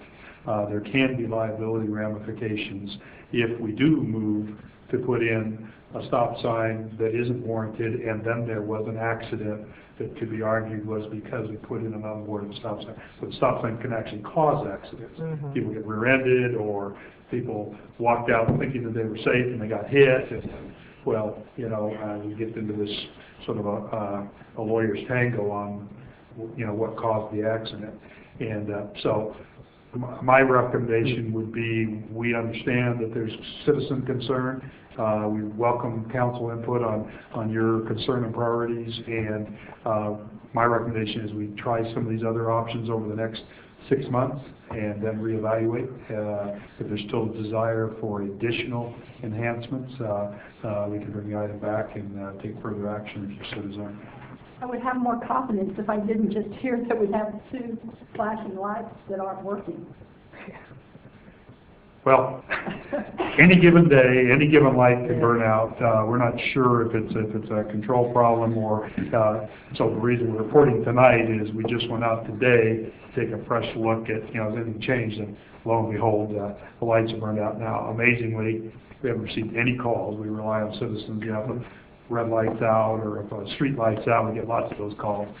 We stumbled across it today as we were giving one last look and noticed that, you know, the trees have grown since they were last trimmed, and so it's an ongoing battle with any traffic control device. If a tree grows in front of a stop sign, you know, as we see it, we'll address it, certainly as it's reported, so we do look to the public to help us get it right. And we're anticipating more homes being built. I think you said that. Yeah, the subdivision was just paved last week, and they have bare lots now. They weren't going to pull all 200 and some odd permits at one time, but the contract, the developer just spent probably the better part of $1 million paving streets so that he could build more homes, and they're going to, the northerly access to Walnut is right on Elk Hills Drive. So I think that within 18 months, we're probably going to have some additional triggers that would give the council the cover of saying we meet the warrant. And if I understand correctly, what you're telling us is, if we do this prematurely, we're assuming a liability for any accidents that occur out there. I'll defer to our attorney to how he wants to phrase that in open session, but there can be liability ramifications, is what I'm suggesting. You're deputized. That was said very well. Well, I'm sorry, I don't understand that. If someone has an accident at a stop sign, because the statistics don't warrant it, then we could be sued? Is that what you're saying, city attorney? I think what the point is that there are recognized standards for the installation of stop signs, and whenever you deviate from those standards, it creates a potential liability situation. I think I interrupted you. No, I was just going to say that I am comfortable with adding the, you know, I understand the problem, but I've been up and down, I think as a lot of us have. Sometimes during the day I don't see any pedestrians, and the big problem is during school hours, and we're going to have the flashing things. We're going to put some flashing things on the crosswalk for the kids, right? Yeah, they wouldn't necessarily be in street, but they would be enhanced visibility either further in advance or at the intersection itself. And it also would help with the students themselves can see when they're flashing, so they don't just... Well, I hope it's closer than 50 feet, because if those signs are 50 feet away, I mean, come on. 15, I think. Did you say 15 or 50? There's actually, it's probably about 50 feet where the existing flashing beacons are. Yeah, that's kind The of ones far. that would be installing would be right at the crosswalk. So That's there'd be sort of two an steps. advanced warning. Right. We would install Right. additional ones at the crosswalk. And then we do have the crossing guard. So I'm comfortable with that now. Yes? Excuse me, what is the speed limit there on Elk Hills? The speed limit's 45 miles It per is hour, and we 45. have a current speed survey for that. Okay, because I was thinking maybe I ought to think about lowering that speed a bit, so then. I know it's difficult, I've been over there, I know. I'm just saying. And see, and actually with it being 45 miles per hour, instead of having the full warrants, you can do the warrants at a reduced volume. So, I mean, we were looking at the reduced volume for the vehicles entering because it's 45 miles per hour. Right, well, I was just saying not lower to 25 miles an hour. I'm just saying maybe think about another 5 miles per hour or something. Yeah. I'm trying to remember, is Elk Hills, actually residential, I know there are houses on both sides of the street, as opposed to like Carillion where you have a sound wall? It's a local residential street. It's prima facie 25 miles per hour. Right. That's why I asked. So people that coming up there will be going 25 miles an hour instead of 45. 45 on one street. There is an existing stop for Elk Hills both sides. Right. The request is that we add 2 more for the through on Walnut. Council, anyone else? I'm done, thank you. Where are we at? Do we need a motion for this? It's just a report. Oh, it's a report. Okay. Thank you for the report. Back to, almost over, folks. For them. Communication, yeah, really. City Clerk's report. Just a few reminders, Beautification Committee this Thursday, November 20th at 3:30 in the City Hall Community Room. The city offices will be closed on November 26th and 27th for the Thanksgiving holiday. And the Commission on Aging meeting on November 27th has been canceled. December 1st, Youth Committee, 6 p.m. in the council chambers. That takes us to our next council meeting. Okay, thank you. Staff? And as we'll start with you. Anybody over there, Tony? Just a real quick point of clarification, actually, the zoning ordinance ad hoc committee will be in the community room Thursday from 4 to 6, and Liz, I believe the beautification will be meeting in your office at the same time. Yes. Okay, say that again. Where are we at? The beautification commission will actually be meeting in the city clerk's office, and then the zoning ordinance ad hoc committee will be meeting in the community room this Thursday, 4 to 6 p.m. Down the hall. That's right. Down the hall. Yeah. Okay. Thanks to Liz. I gave us a room and I forgot to. Okay, SB? Just as I'm sure council is aware, we've not only broken ground, but we're working quickly to get the fallen officers memorial erected.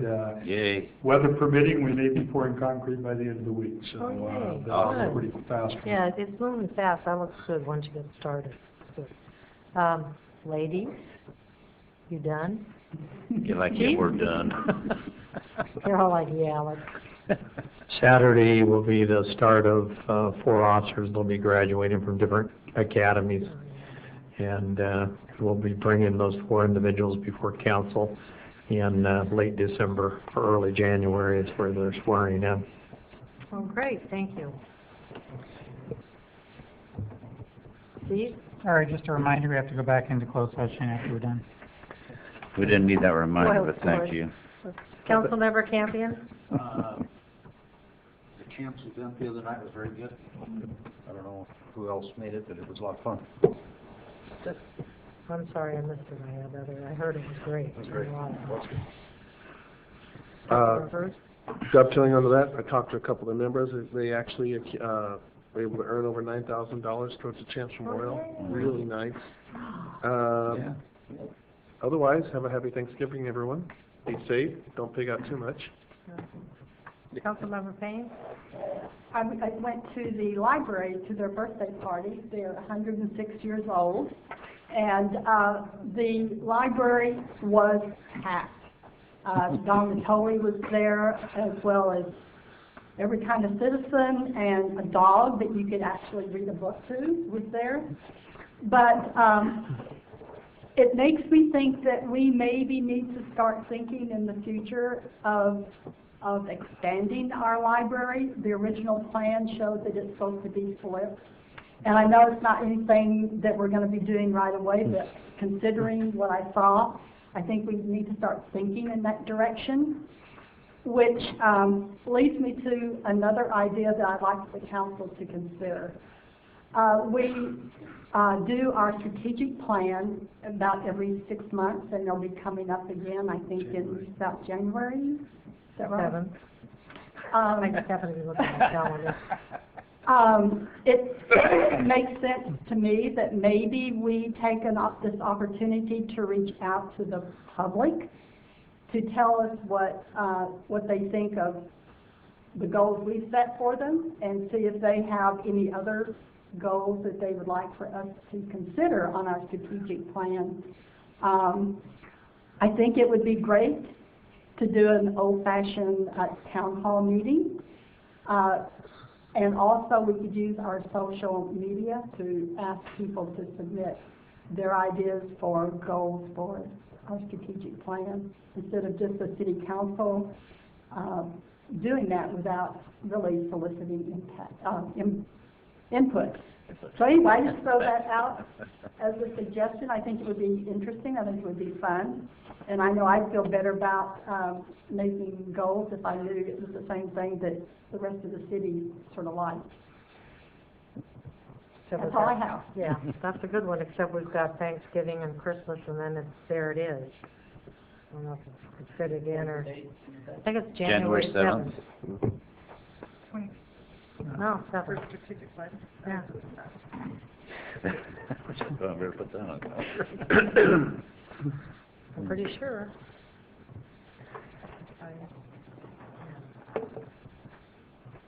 Well, we're not going to do it tonight anyway. We can. I know, well, I was just saying to know how much time we've got. Okay, then we'll go with you,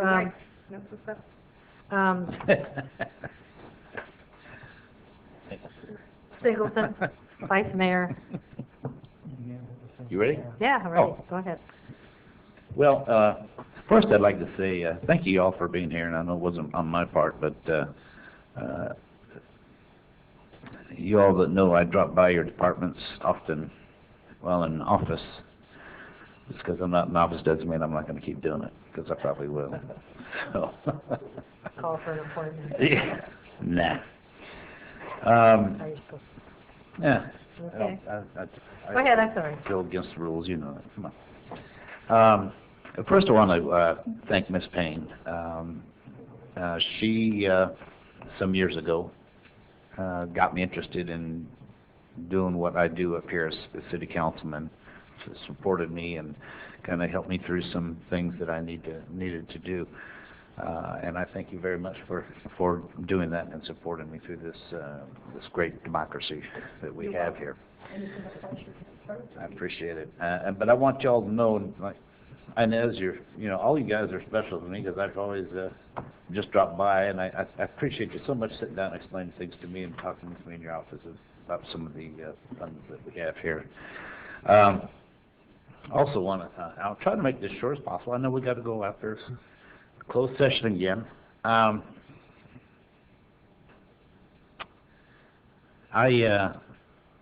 most everybody knows me, I said earlier, this is the first time I've been up here without a tie.